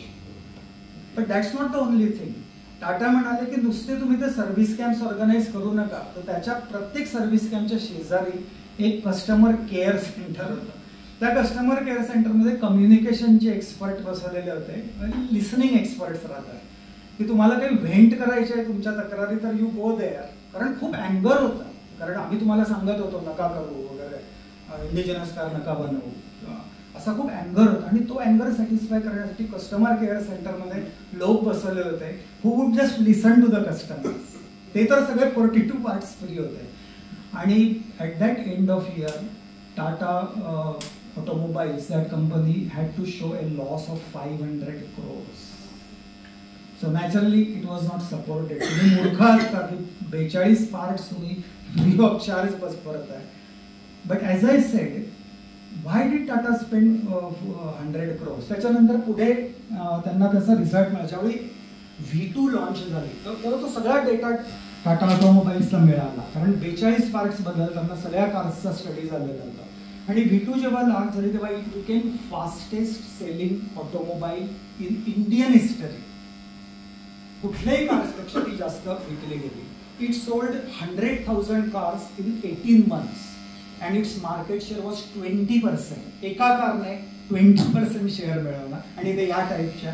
That was amazing deal actually. What do we learn from this story? का टाटांनी 500 कोटी रुपये टाकले? याचं 500 कोटी रुपये टाकण्याचं कारण असं होतं की ही रिअलाइज की ही ब्रँड व्हॅल्यू असते. आणि इतर लोक त्यांना असं वाटायचं टाटा हा ब्रँड आहे. रतन टाटा म्हणाले इंडिका हा ब्रँड आहे. आणि अर्थात finally India had to exit later than. ही मिडल स्टोरी आहे. मला नाही वाटत होतं इंडिका ते बनवतात. नॅनोच्या वेळी काय झालं? नॅनोचं फेल्युअर का झालं मधल्या काळामध्ये? जानेवारी 2008 मध्ये त्यांनी अनाऊन्स केलं. आणि तुम्ही त्यांचा इंटरव्ह्यू ऍक्च्युअली पाहिला असेल, कारण तो ते गेल्यानंतर खूप वेळा तो इंटरव्ह्यू आला. तर नॅनो ज्यावेळी लॉन्च झाली त्यावेळी 2-3 इंटरेस्टिंग गोष्टी घडल्या. ते बॅकग्राऊंड जर आपण समजलं तर then we understand not only Ratan Tata as a person, but also the business processes, how Ratan Tata's mind actually worked as a businessman. आता नॅनो ज्यावेळी लॉन्च झाली त्यावेळी रतन टाटांनी स्टोरी त्याची सांगितली होती एका ठिकाणी की मी पाहिलं की एक स्कूटरवर 3 लोक बसून चालले होते. आपण रोजच पाहतो, पण रतन टाटांनी कमी पाहिले असते. आणि पाऊस पडत होता आणि मला असं मनात आलं की अरे किती भयंकर आहे, ही जर स्कूटर स्किड झाली तर काय होईल. आणि नंतर इट डिड. Scooter skid. आणि तेव्हा मी ठरवलं की नाही, या लोकांसाठी काहीतरी केलं पाहिजे. आता अनफॉर्च्युनेटली काय झालं की त्याच्यानंतर एक ग्लोबल इंटरव्ह्यू होता. It was not in India. आणि त्या जर्नलिस्टने विचारलं की मी असं ऐकलं की तुम्ही एक छोटी कार बनवताय वगैरे. त्यावेळी द डिझाईन वॉज नॉट फायनलाइज्ड. आणि टाटांनी एका इंटरव्ह्यूत सांगितलं की अशी नव्हतं आम्ही बनवणार ती कार, तर इट वुड हॅव 4 wheels, पण प्रॉबेबली त्याला डोअर्स नसतील. आणि फक्त मला हे करायचं की 2 wheeler ही स्किड होते, 4 wheeler ही होत नाही. That's all he wanted to do. तर त्यांनी ती आयडिया त्याला सांगितली. त्या जर्नलिस्ट म्हणाला की किंमत काय तुम्ही ठेवणार? आणि Tata made a mistake. He admitted it later. ते म्हणाले की साधारणपणे 1 लाख रुपये माझ्या डोक्यात आहे. आता 2 मिस्टेक्स होत्या त्याच्यात. एक म्हणजे त्यांना असं वाटलं नव्हतं की price would become the main thing. The main thing for him was safety. की people who are riding 2 wheelers, I am going to give them 4 wheelers. Instead of that Tata 1 लाखाची कार करणार. जे journalist actually made that as a headline. आता ही headline केल्यानंतर another mistake it it was never quote. म्हणजे of course Ratan Tata you did better than me, पण त्यावेळी ते होऊन गेलं की never quote price of a car in rupees. You should quote in dollars. कारण रुपीची व्हॅल्यू ही by the time the car is produce 1 lakh रुपये वुड बी मच. म्हणजे त्याची खूप व्हॅल्यू ही बदललेली असेल आणि त्यामुळे 1 लाख रुपये तुम्हाला देणं शक्य नाही. तरी सुद्धा रतन टाटाने ते दिली असते. पण काय झालं आपल्याला सगळ्यांना माहिती आहे की जेव्हा ते सिंगूरला गेले त्यावेळी सिंगूरमध्ये त्यांनी लँड ॲक्विजिशन केलं. लँड ॲक्विजिशन करण्याची जबाबदारी कोणाची असते? गव्हर्नमेंट ऑथॉरिटीची. त्यांनी गव्हर्नमेंटकडे प्रॉपर ॲप्लिकेशन केला. Government authorities did the land acquisition. The law which was use for land acquisition, आज आपण जो लॉ वापरतो तो मॉडर्न लॉ आहे. The law which was use for land acquisition that was British law. आणि तो British law, कारण there was no other law. त्या गव्हर्नमेंट ऑथॉरिटीचे पण काही चूक नाही. They wanted that plant anyway in West Bengal. आणि तो ब्रिटिश लँड ॲक्विजिशन लॉ वापरून त्यांनी केला. त्याच्यामध्ये एक चूक अशी झाली की British land acquisition law does not allow giving land for private companies. तुम्हाला एखादं पोलीस स्टेशन उभारायचं आहे, तुम्हाला पब्लिकची कुठली इमारत उभारायची, then you can acquire land. So in essence what it means is there was no acquisition law at that time at least. आता आपल्याकडे आहे तो लॉ. आता रतन टाटांचं काही त्याच्यात म्हणजे टाटा कंपनीची याच्यात काही चूक नाही आहे. They properly acquired that land. They told them की we have acquired 1000 acres 997 acres of land for you आणि आम्ही तुम्हाला ती देतो लँड. आणि त्याच्यानंतर कोणीतरी कोर्टात गेलं आणि ते म्हणाले की नाही हे चुकीचं आहे लँड ॲक्विजिशन. आता आपल्याला माहिती आहे की ह्या गोष्टी का होत असतात की लँड ॲक्वायर करायची, टाटांना तिथे बोलवायचं. टाटा ऑलरेडी वेंट द्या. टाटा म्हणजे टाटा ऑटोमोबाईल्स ऑलरेडी वेंट द्या. त्यांनी तयारी सुरू केली त्या ॲक्वायर्ड लँडवर. आणि नंतर शेतकरी म्हणाले नाही आम्हाला याचा मोबदला नाही मिळाला, हे नाही मिळाला. आणि that time I have to take that name. That time Mamata Banerjee was in opposition. आणि she said this is a very good opportunity for me. एकतर पूर्ण वेस्ट बेंगॉलचं आतापर्यंतचं नुकसान जे झालेलं होतं, कारण कॉन्स्टंट कम्युनिझममुळे तिथे कधीच फॅक्टरीज, विचित्र लेबर लॉजचं इम्प्लिमेंटेशन, ते सगळं या एका प्रोजेक्टमुळे कदाचित बेंगॉलचं भविष्य बदललं असतं. But that did not happen. Mamata बॅनर्जीचं भविष्य बदललं, पण for the people it was extremely bad. So they went to the court, आणि court, high court said actually this is all right, they have given them land and they are building, I don't see any problem here. पण Mamata continued हर ॲजिटेशन. आणि नंतर ते ॲजिटेशन सुरू झाल्यानंतर टाटा म्हणाले की मी आता इथून विड्रॉ करतो. आता हे विड्रॉ करण्यामध्ये पुन्हा एकदा त्यांची एक साईड दिसते, म्हणजे what he could have done probably is, कारण हे काही खरं अपोजिशन नव्हतं. हे अपोजिशन असं होतं की तुम्ही माझी लँड इलिगली एक्वायर केली, म्हणजे आपल्याला त्याच्यातलं रीडिंग बिटवीन द लाईन्स की गिव्ह मी मोर मनी. आणि Tata could have easily done that, moving the plant from Singur to Sanand. That was actually more expensive than giving money. पण टाटा म्हणाले की नाही, this is a matter of principle, आणि मला actually काही करायचं नाही आहे. आणि that's how he actually moved there.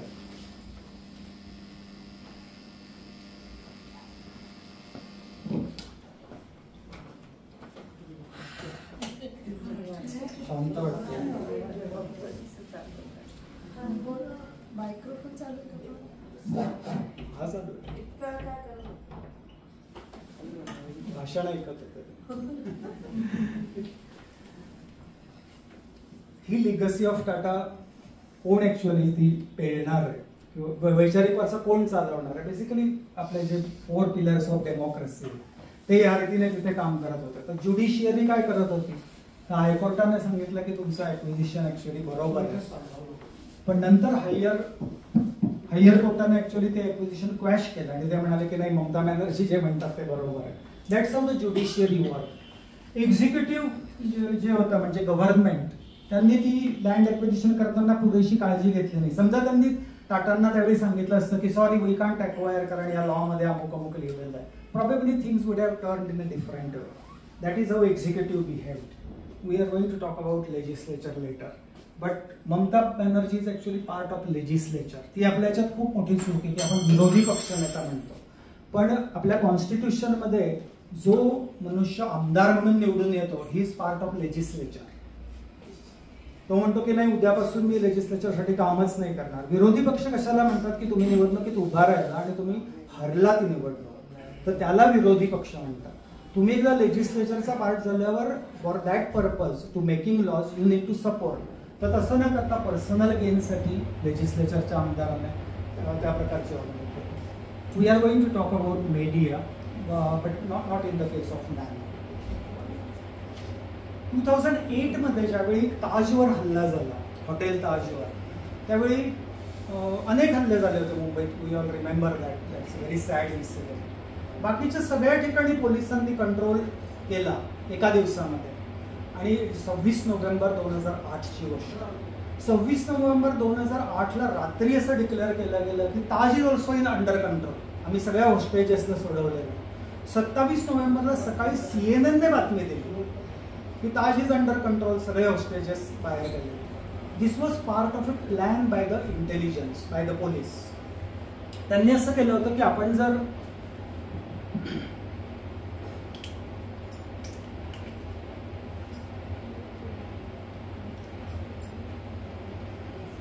पोलिसांचा असा प्लॅन होता की आपण जर त्या होस्टेजेसला, so what was actually happening was, या सगळ्या TV वरच्या बातम्या पाकिस्तानमध्ये ते लोक बघत होते आणि पाकिस्तानमधून फोनवर जे एक्स्ट्रीमिस्ट होते त्यांना सांगत होते, कारण ताजची TV लाईन कट केली होती आणि एक्स्ट्रीमिस्ट न्यू दॅट की पहिल्यांदा ही TV लाईन कट होणार. So the only media they had was phone with Pakistanis. तर पाकिस्तानमध्ये TV पाहत होते. पोलिसांना लागलीच कळलं की अशा प्रकारे चालू. सो पोलीस सेड की although there are some hostages remaining in Taj, आपण असं करू की आपण डिक्लेअर करू, आणि 200 लोक त्यावेळी आलेले होते बाहेर, विच वॉज फॅक्ट, पण आपण असं डिक्लेअर करू की सगळे होस्टेजेस बाहेर आले. त्याच्यामुळे काय होईल की एक्स्ट्रीमिस्टचं मोराल कमी होईल, कारण सगळं ते होस्टेज सिच्युएशनमध्ये how many hostages you have, तुमच्याकडे होस्टेजेस नाही आहे, सो यू नॅचरली सरेंडर आणि you are ready to negotiate. हा एक प्लॅन होता. हा कोणी डिसमेंटल केला, कारण 27 नोव्हेंबरला CNN ने ही बातमी देऊनही 28 आणि 29 पर्यंत ताजचा सीज चालू राहिला. अनेक लोक त्याच्यामध्ये वाढले. I will tell you the reason. ते कारण असं होतं की NDTV हा जो होता त्याचे लोक त्यावेळी बाहेर हे लाईव्ह इंटरव्ह्यूज घेत होते आणि त्यांनी एका गार्डला तिथे विचारलं की काय रे अजूनही होस्टेजेस आहेत का. आणि गार्ड पण आयदर तो हुशार होता म्हणा किंवा त्याला माहीत नव्हतं किंवा त्याला पोलिसांनी सांगितलं होतं. त्याने व्यवस्थित उत्तर दिलं की नाही मॅम, सब होस्टेजेस बाहेर आ गए. But Barkha Dutt did not stop there, NDTVची जर्नलिस्ट. आणि शी कॉल्ड द मॅनेजर आणि probably the manager was naive. तर तो म्हणाला नाही मॅम अभी हुआ नाही, अभी थोडेसे होस्टेजेस. आणि Barkha Dutt made a big deal of it आणि तिने NDTVवर कंटिन्युअस ती न्यूज रन करायला सुरुवात केली की हे खोटं आहे, CNN खोटं आहे, आपले होस्टेजेस येतात. आणि पाकमध्ये हे लोक बघत असताना त्या जो पोलिसांचा प्लॅन होता तो फेल झाला. That is the media is working. म्हणजे कोणाला देशभक्त म्हणायचं, कोण नॅशनल इंटरेस्टमध्ये काम करायचं म्हणायचं, हे या उदाहरणावरून आपण साधारणचा विचार करू शकतो. चैतन्य कुंटे नावाचा एक ब्लॉगर होता. ही सगळी घटना झाल्यानंतर इमिडिएटली त्याने एक ब्लॉग लिहिला की बरखा दत्तने हे केलं सगळ्या पुराव्यांसकट. आणि बरखा दत्तने त्याला, she was extremely powerful at that time, perhaps even now she is. नंतर राडिया टेप्समध्ये त्याचं कनेक्शन आपल्याला कळलं आणि तिने चैतन्य कुंटेला नोटीस दिली डिफेमेशनची. आणि notice was on paper, probably they threatened him in so many ways. Chaitanya Kunte हा माणूस जो ब्लॉगर होता, आज जर तुम्ही सर्च केला तर त्याचा तुम्हाला त्याचा ब्लॉग तर कुठेच दिसत नाही, तो ब्लॉग नाही दिसत, पण चैतन्य कुंटे हे नाव दिसत नाही. चैतन्य कुंटेचं नामोनिशाण बरखा दत्त आणि NDTVने मिटवून टाकलं. This people talk about separation of press today की लिबरल पाहिजे वगैरे.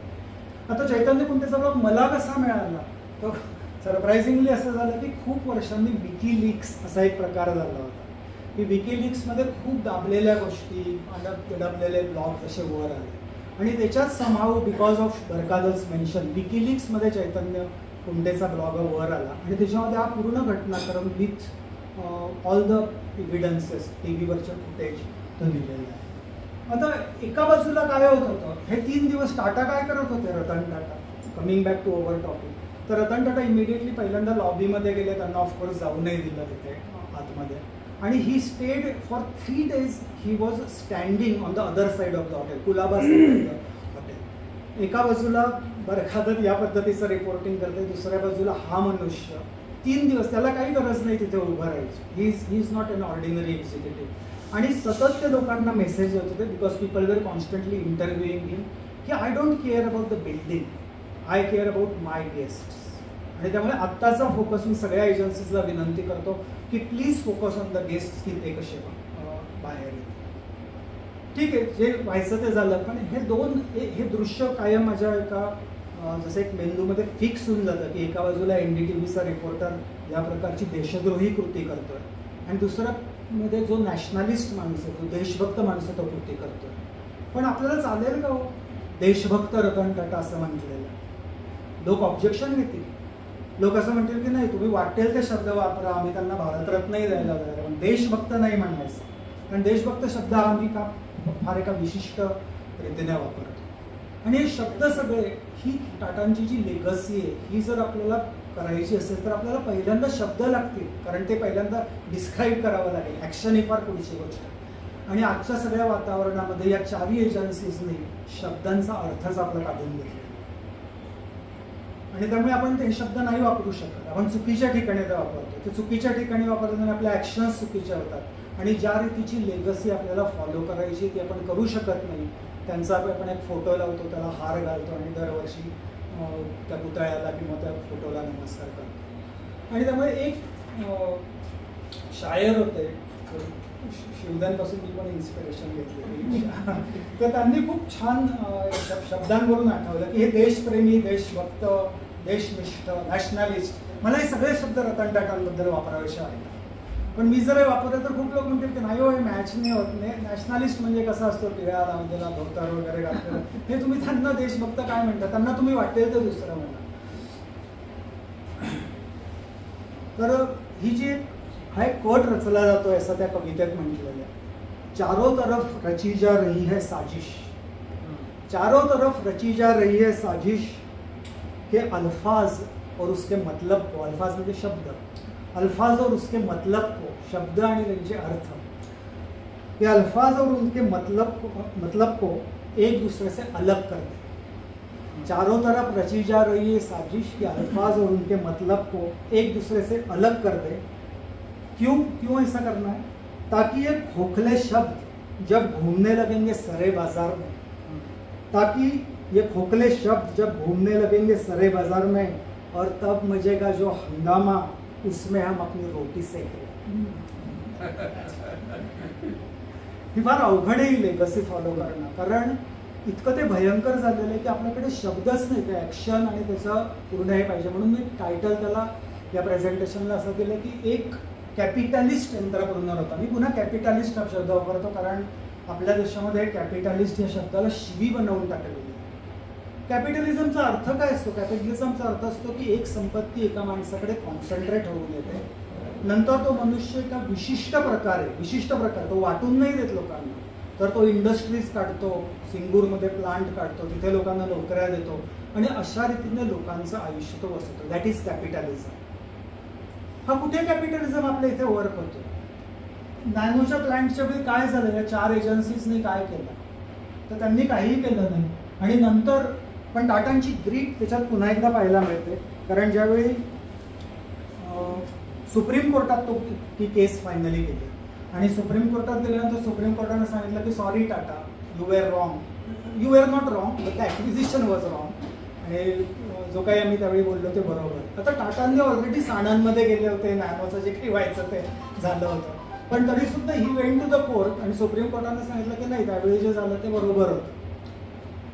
आता टाटांनी काय केलं की ते आर्बिट्रेशन कमिटीकडे गेले आणि ते म्हणाले की हा जो वाद आहे तुमचा ॲक्विजिशनचा, हा गव्हर्नमेंट एजन्सी म्हणजे एक्झिक्युशन आणि ज्युडिशरी यांच्यातला, यांनी लँड ॲक्वायर केली आणि तुम्ही ठरवताय. टाटा कंपनीचा याच्याशी काही संबंध नाही. आणि arbitration committee listen to that आणि 7,600 कोटी हे टाटांना त्यावेळी कॉम्पेन्सेशन म्हणून दिलं गेलं तुमचं जे नुकसान झालं. ही बातमी फारशी आली नाही कारण एकतर ते खूप उशीर झालेला होता, नॅनोची स्टोरी संपलेली होती. तर टाटांनी ते सोडलेलं नाही ते, पण त्यांनी ज्या पद्धतीचे डिसिजन तिथे घेतले ते मला खूप रिमार्केबल वाटलं. That time he left Singur but later on he continued pursuing and he got compensation from that arbitration committee. आपल्याला खूप उशीर झाला पण मी 2 फक्त स्टोरीज अजून सांगतो आणि देन वी विल कन्क्लूड. एक पहिली स्टोरी जी आहे त्याच्यातली ती टाटा डोकोमोची. This is a brief story, it won't take much time. This is a forgotten story. Nano, Indica या सगळ्या आपल्याला आठवतं. टाटा डोकोमो मला आठवतं याचं कारण असं की माझ्याकडे होता टाटा डोकोमो आणि it had extremely bad network आणि इट डिड नॉट वर्क. आणि मी त्यावेळी सिंगापूरहून एक महिनाभर इथे यायचो आणि I wanted a reliable phone त्या महिनाभर आणि it did not work. So I had a very bad impression of Tata Docomo. पण टाटा डोकोमोची एक स्टोरी इंटरेस्टिंग होती. डोकोमो ही जपानीची कंपनी होती. They wanted to expand in India आणि ते सेट की नाही आम्हाला टाटांबरोबरच पार्टनरशिप करायची, इट्स अ बिग कंपनी.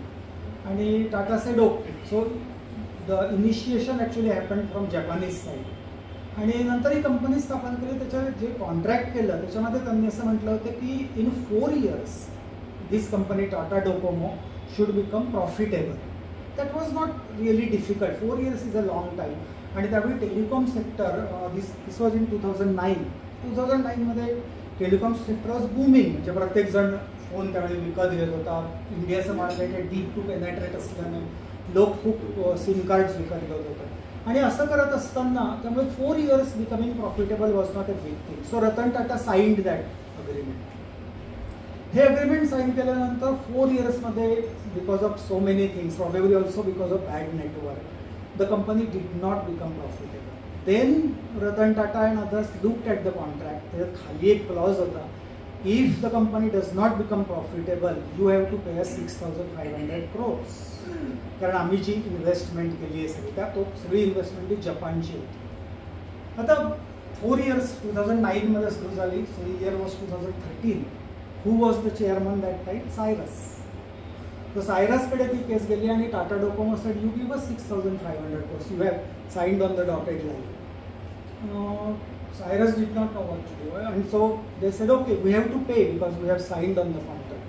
जेव्हा ते रिझर्व्ह बँकेकडे गेला तेव्हा रिझर्व्ह बँक म्हणालं की नाही, असं तुम्हाला काय असं वाटलं तुम्ही एवढी मोठी अमाऊंट अशी जपानला नाही पाठवू शकत. India was liberalized that time, but still they said, no, you can't do that. There is no mechanism through which you can set 6,500. So Cyrus took the easy way out because Cyrus was not Ratan Tata. So Cyrus said, write a letter to Tata Docomo की आम्ही हे केलेलं आहे, त्याला ते reserve बँकेचं letter जोडा आणि द मॅटर इज ओव्हर की आम्हाला द्यायचे 6,500 crore, but there is no channel. So the ball is in your court. So the company, Tata Docomo company got extremely irritated and it contacted of course Ratan Tata की नाही तुम्ही जरी chairman नाही पण you look at this. तर रतन टाटा म्हणाले की ठीक आहे, तुम्ही असं करा की you file a suit against us in high court, Indian high court. आणि मला वाटतं कलकत्ता की कुठलं तरी होतं ते.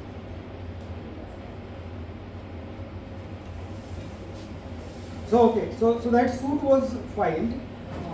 Pranab Mukherjee त्यावेळी फायनान्स मिनिस्टर होते. Cyrus also went to Pranab Mukherjee. Pranab Mukherjee म्हणाले मी RBIच्या इंटरफिअर करणार नाही. So the matter went to Ratan Tata. हां, दिल्ली हायकोर्टमध्ये. तर दिल्ली हायकोर्टमध्ये त्यांनी तो सूट फाईल केला आणि Tata called his company and he said त्यांनी आपल्या विरुद्ध सूट फाईल केला. Suit is about 6,500 crore. So what you do is you go to Delhi high court and you personally deposit a draft of 6,500 crores to the High Court Registry. High Court Registryचा असा नियम असतो किंवा कुठल्याही कोर्टातल्या रजिस्ट्रीचा की if a suit is entirely about money तर you can always deposit that amount आणि court registry cannot sell no, but the suit has to be only about money, nothing else. तर हा सूट फक्त मनीबद्दल होता. So registrar and registry they could not do anything. यांनी 6,500 crore भरून टाकले आणि now it's up to the Delhi High Court what to do. So Delhi High Court called RBI, it called Finance Ministry आणि त्यांना विचारलं की हा काय प्रकार आहे, म्हणजे एक कंपनी आपल्याकडे असे करते, नुसती पैसे भरते आणि why are you taking objection? So naturally they could not do anything and 6,500 crores was sent to Tata Docomo. Why did Tata do this? It was very easy not to rebuild Taj. It was very easy not to pay Docomo. It was very easy not to organize free camps for 42 parks. Taj rebuild न करणं तर अगदी सोपं होतं, कारण त्याच्या आधी 2000 साली जेव्हा ट्विन टॉवर्स पाडलेले होते न्यूयॉर्कमध्ये त्यावेळी तिथे असं ठरवलं की जर आपण पुन्हा वर्ल्ड ट्रेड सेंटर बांधलं तर that will be an easy target for the terrorist. आणि पुन्हा आपण त्याला वर्ल्ड ट्रेड सेंटर नाव देणार म्हणजे टेररिस्ट म्हणणार की अरे this is on my agenda, आणि त्यामुळे we should not rebuild it. दुसरं कारण असं होतं की जे लोक त्याच्यामध्ये वारले त्यांना एक रिस्पेक्ट करणार म्हणून ती जागा आपण रिकामी ठेवली पाहिजे आणि त्यालाच ग्राउंड झिरो असं आपण म्हणतो. तर टाटा सरळ ते उदाहरण देऊ शकले असते की जसं तिथे केलं तसं Taj is going to be ground zero, I am going to build another one. Because Tata realises that Taj is not a brand, Tata is also not a brand, the brand is India आणि ह्या ब्रँडचं नुकसान होणार. इंडियाची रिप्युटेशन काय आहे बाहेर, हे लोक कॉन्ट्रॅक्ट करतात आणि ह्यांचंच गव्हर्नमेंट नंतर रेट्रोस्पेक्टिव्ह लॉ करून ते आपल्याला त्या प्रकारची रक्कम देत नाही, हा फसवतात असंच म्हणावं लागेल. एनरॉनमुळे आपली काय इमेज झाली, इतर कंपन्यांमुळे काय इमेज झाली आणि त्यामुळे Tata did not want that आणि he could have easily done it. म्हणजे काँग्रेस गव्हर्नमेंटवर त्यांचा इन्फ्लुअन्स होता, पण तसं न करता त्यांनी 6,500 कोटी भरून टाकले. हे रतन टाटा आहे आणि त्यामुळे एक कॅपिटलिस्ट माणूस नॅशनलिस्ट होऊ शकत नाही, याच्यापेक्षा एक नॅशनलिस्ट माणूस कॅपिटलिस्ट होऊ शकत नाही असं म्हणणं जास्त बरोबर. कारण नुसतं नॅशनलिझम त्याला काही पोकळ नॅशनलिझमला काही अर्थ नसतो. आपण राष्ट्रगीत म्हणतो, आपण म्हणतो माझं राष्ट्रगीत आहे, पहिल्यांदा 6,500 कोटी मिळवाव्या लागतात. 6,500 कोटी मिळवायचेच नाही, जपानशी व्यवहारच करायचा नाही, अशी इंडियाची पोझिशन नसते होत. If you want to acquire a position of India in the global world, first we need very large capitalist. नुसते कॅपिटलिस्ट नाही, large capitalist. We need people like Ratan Tata who can easily say अरे 6,500 कोटी त्याला देऊन टाक. तेव्हाच आपली image जपानमध्ये, आपली इमेज कोरियामध्ये, आपली इमेज युनायटेड स्टेट्समध्ये होऊ शकते. आणि the last story I am going to tell you and then I am going to stop is Neera Radia tapes. हे आपण ऐकलेली आहे त्यावेळी स्टोरी, पण त्यावेळी विसरली. राडिया टेप्समध्ये काय झालं होतं नोव्हेंबर 2010. ॲक्च्युली राडियाचा काही संबंध नव्हता, सॉरी रतन टाटांचा काही संबंध नव्हता या टेप्समध्ये. पण जसं मी विकिलीक्सचं सांगितलं की WikiLeaks was after something else आणि समथिंग एल्स कम्स आउट, तसंच राडिया टेप्समध्ये झालं. Actually income tax department was after Nira Radia. Neera Radia had a PR firm, public relations firm call Vaishnavi communications, आणि त्याचे 2 मोठे क्लायंट होते, मुकेश अंबानी आणि रतन टाटा. तर इन्कम टॅक्स डिपार्टमेंटला असं वाटलं की याच्यात इन्कम टॅक्सचा खूप मोठा इश्यू आहे. So they were after Nira Radia. So they tapped all conversations of Niira Radia for 300 days continuous.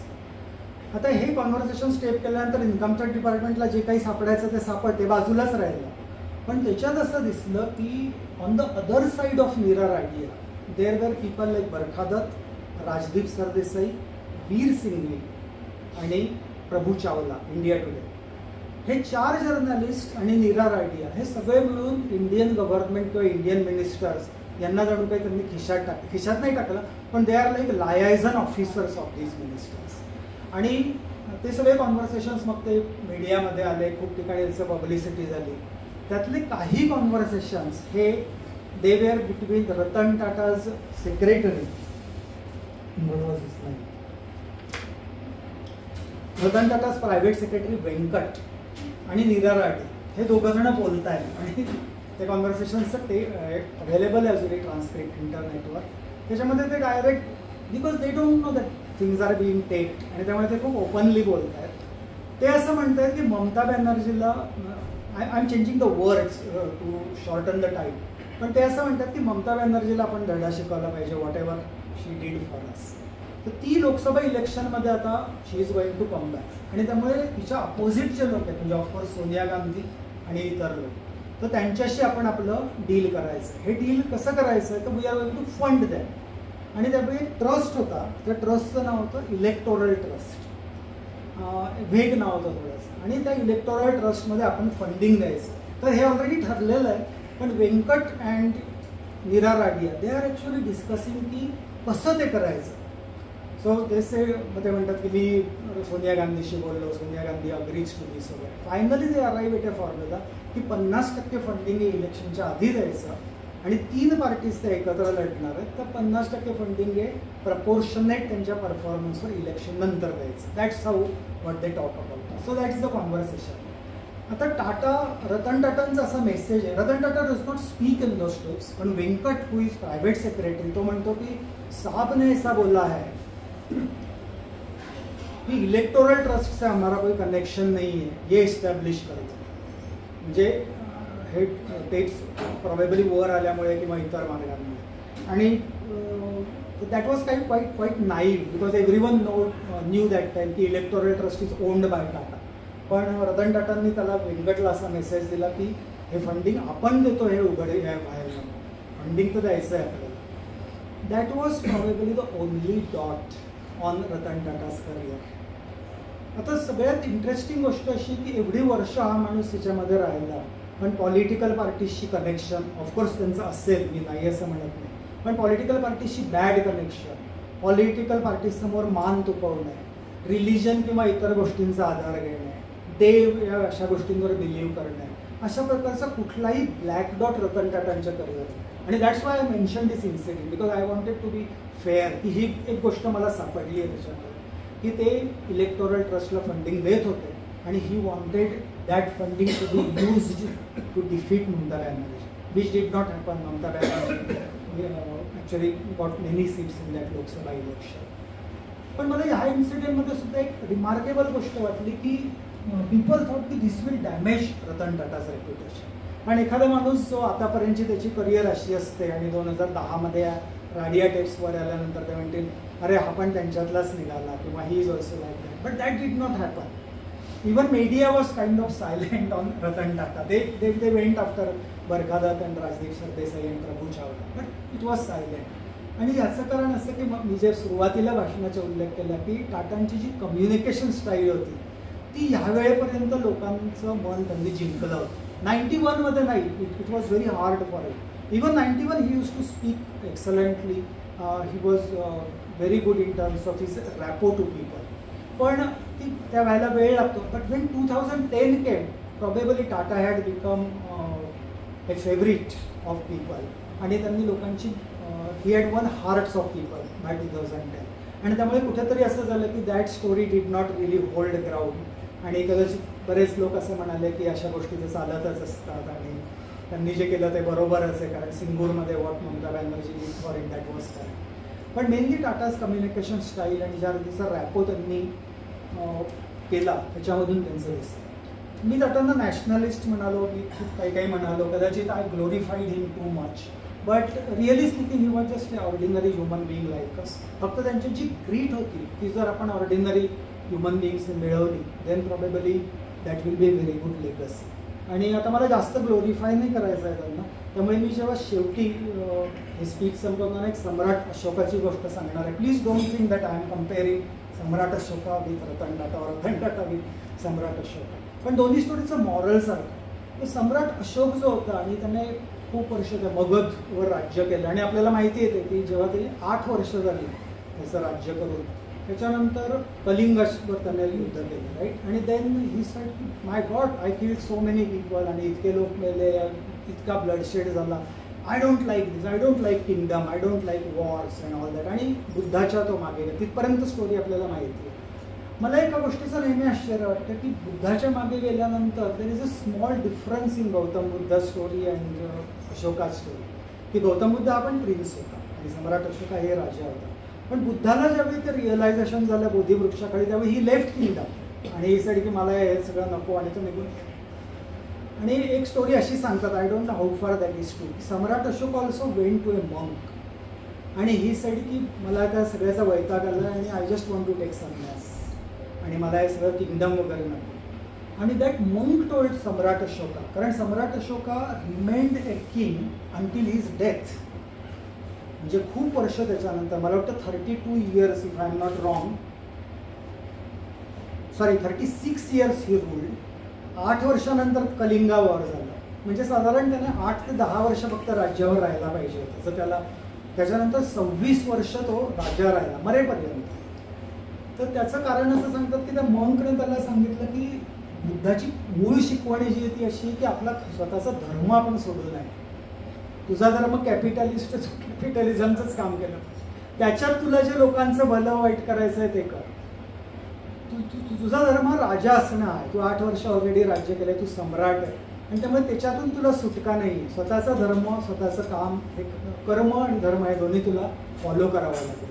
पण हे करत असताना तू अनेक चांगल्या गोष्टी करू शकतो. तुला संन्यासी व्हायचं आहे ना, जरूर हो, संन्यस्त वृत्ती शिका, संन्यासी नको.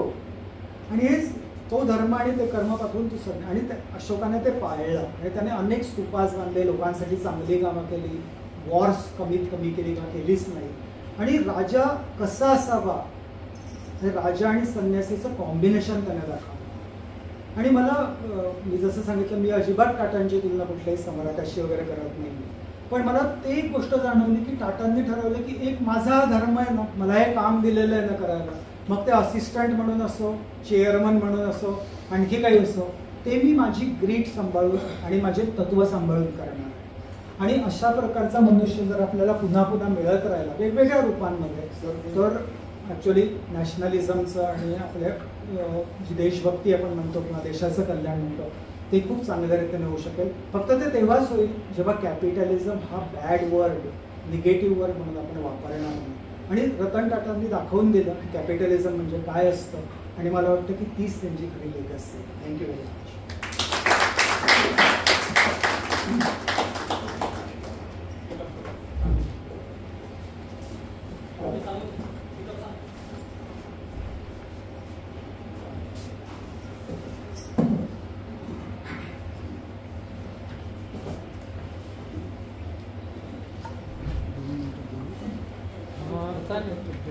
अध्यक्षांची परवानगी बोलायला.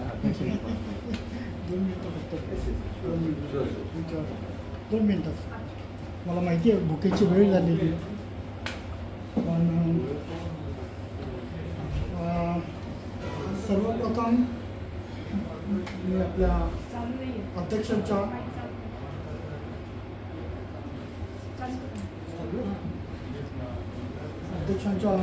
परवानगीने प्राध्यापक डॉक्टर अनिल पाठक यांचे अभिनंदन आभार मानतो की त्यांनी रतन टाटांचे जे बहुयामी व्यक्तिमत्व आहे ते त्यांनी विस्तृतपणे 1 तासाच्या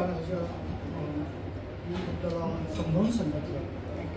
ते सांगत असताना त्यांनी एक दोन गोष्टींचा जो उल्लेख केला त्यामध्ये त्यांनी नेल्कोचा उल्लेख केला आणि मला तुम्हाला सांगायला आनंद वाटतो की रतन टाटांचा नाशिकचा संबंध कसा, रतन टाटांचा जसा पुण्याचा संबंध आला तसा रतन टाटांचा नाशिकचा संबंध आला आणि त्याचा मी साक्षीदार होतो. नेल्को ही जी फॅक्टरी ज्या कंपनीचे ते प्रथम संचालक त्यांना बनवलं गेलं.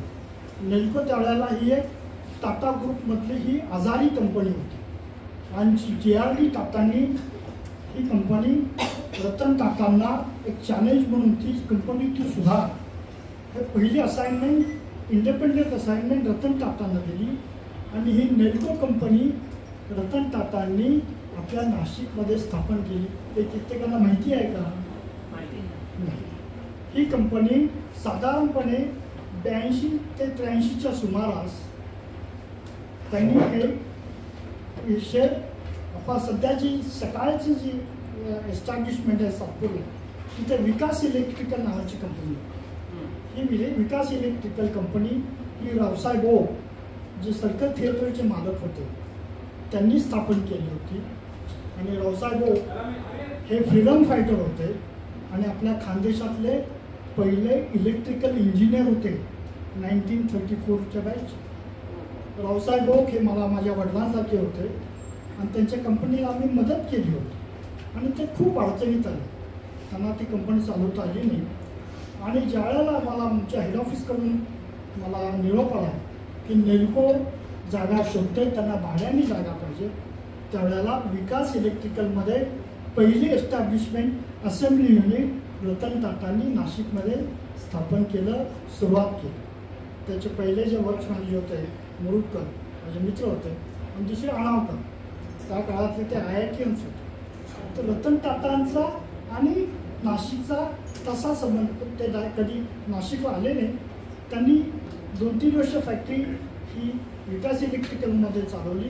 नंतर त्यांनी अंबडमध्ये काही वर्ष चालवली आणि नंतर ते मुंबईला शिफ्ट झाले. तसा रतन टाटांचा आणि नाशिकचा संबंध आलेला होता. एक मला तुम्हाला सांगायचं होतं. दुसरं, रतन टाटा आणि JRD Tata they were not blood relatives. त्यांचं ब्लड रिलेशन्स बिलकुल संबंध नाही. हे तुम्ही लक्षात आहात. फक्त टाटा नाव होते. रतन टाटांचे वडील नवल टाटा यांना अनाथ आश्रमातून रतन टाटांच्या आजोबांनी दत्तक म्हणून घेतलेलं होतं नवल टाटांना. हे लक्षात असू द्या. त्यांचा ब्लड रिलेशन्स कधीही नव्हता संबंध. नंतर अनिलनी जे सांगितलं की त्यांच्या आयुष्यामध्ये लोनलीनेस ते त्यांचा इंटरव्ह्यू तुम्हाला मी अनिलने ऐकलं असेल पण सिमी गॅलेवारमध्ये बरोबर जो इंटरव्ह्यू आहे तो ऐका आणि फार सुंदर इंटरव्ह्यू आणि मनमोकळेपणाने त्यांनी सांगितलं. त्यांना आयुष्यामध्ये लोनलीनेस का आला तर ते वयाचे 7 किंवा 8 वर्षाचे होते आणि त्यांचा धाकटा भाऊ 5 वर्षाचा होता. त्यावेळेला त्यांच्या आईवडिलांनी डिवोर्स घेतला आणि तो त्यांच्या आयुष्यामध्ये त्यामुळे लोनलीनेस आला कारण त्यांचा मित्रपरिवार त्यांना खूप चिडवायचे आणि त्यांच्या आजीने त्यांचा सांभाळ केला आणि त्या आजींनी ज्या त्यांच्यावरती जे संस्कार केले आणि त्यानंतर JRD टाटांनी संस्कार केले ते त्यांना आयुष्यभर त्यांना मेंटॉर म्हणून मानलं आणि त्यातून एक रतन टाटा एक व्यक्तिमत्व जे अनिलने सांगितलं ज्याला एथिकल व्हॅल्यूज म्हणतात बिझनेसमध्ये. आपल्या भारतामध्ये 2 प्रकारचे आपल्याला बिझनेस एम्पायर दिसतात. एक टाटा ग्रुप आणि दुसरा अंबानी आणि सध्याचं दुसरं अडाणी. हे 2 प्रकारचे सेटअप आपल्याला आपल्या समाजामध्ये सगळ्या क्षेत्रात आहे. आत्ता एकच मिनिट घेतो. आत्ता टाटांची बायोग्राफी मॅथ्यूज नावाचे एक लेखक आहेत. त्यांनी एक आता नवीन त्यांची बायोग्राफी येते रतन टाटा लाईफ. त्याच्यामध्ये त्यांनी एक किस्सा सांगितला आहे. ते म्हणजे रतन टाटा ज्यावेळेला कॉर्नेल युनिव्हर्सिटीमध्ये होते शेवटच्या वर्षाला तेव्हा त्यांचा एका अनिल नावाच्या मुलीशी त्यांचा प्रेम संबंध झाला. ती 19 वर्षाची होती. तिचे वडील त्यांचे आर्किटेक्ट फर्म होते आणि त्या मुलीचे वडील आणि रतन टाटाचे वडील नवल हे मित्र होते आणि त्यांची फार घनिष्ठ मैत्री होती. ते वर्ष होतं 1962.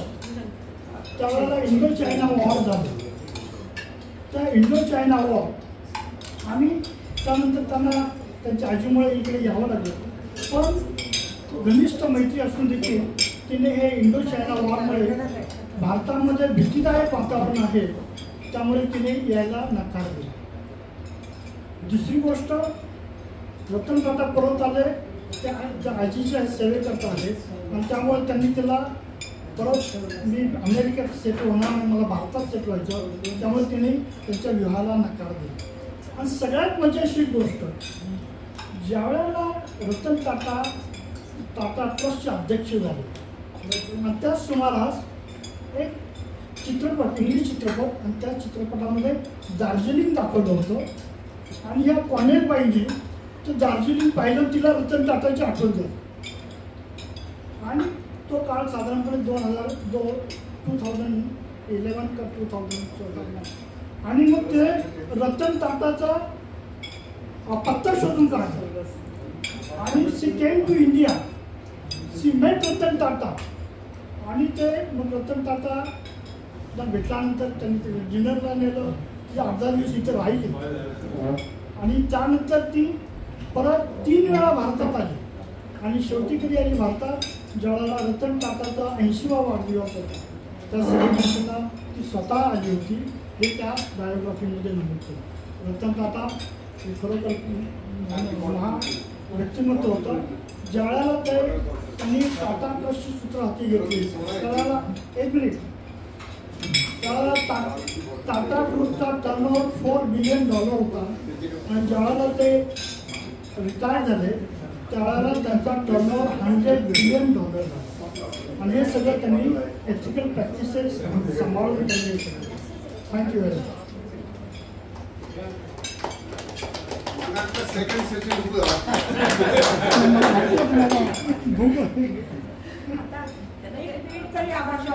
मागू शकते का मी सगळ्यांच्या परवानगी?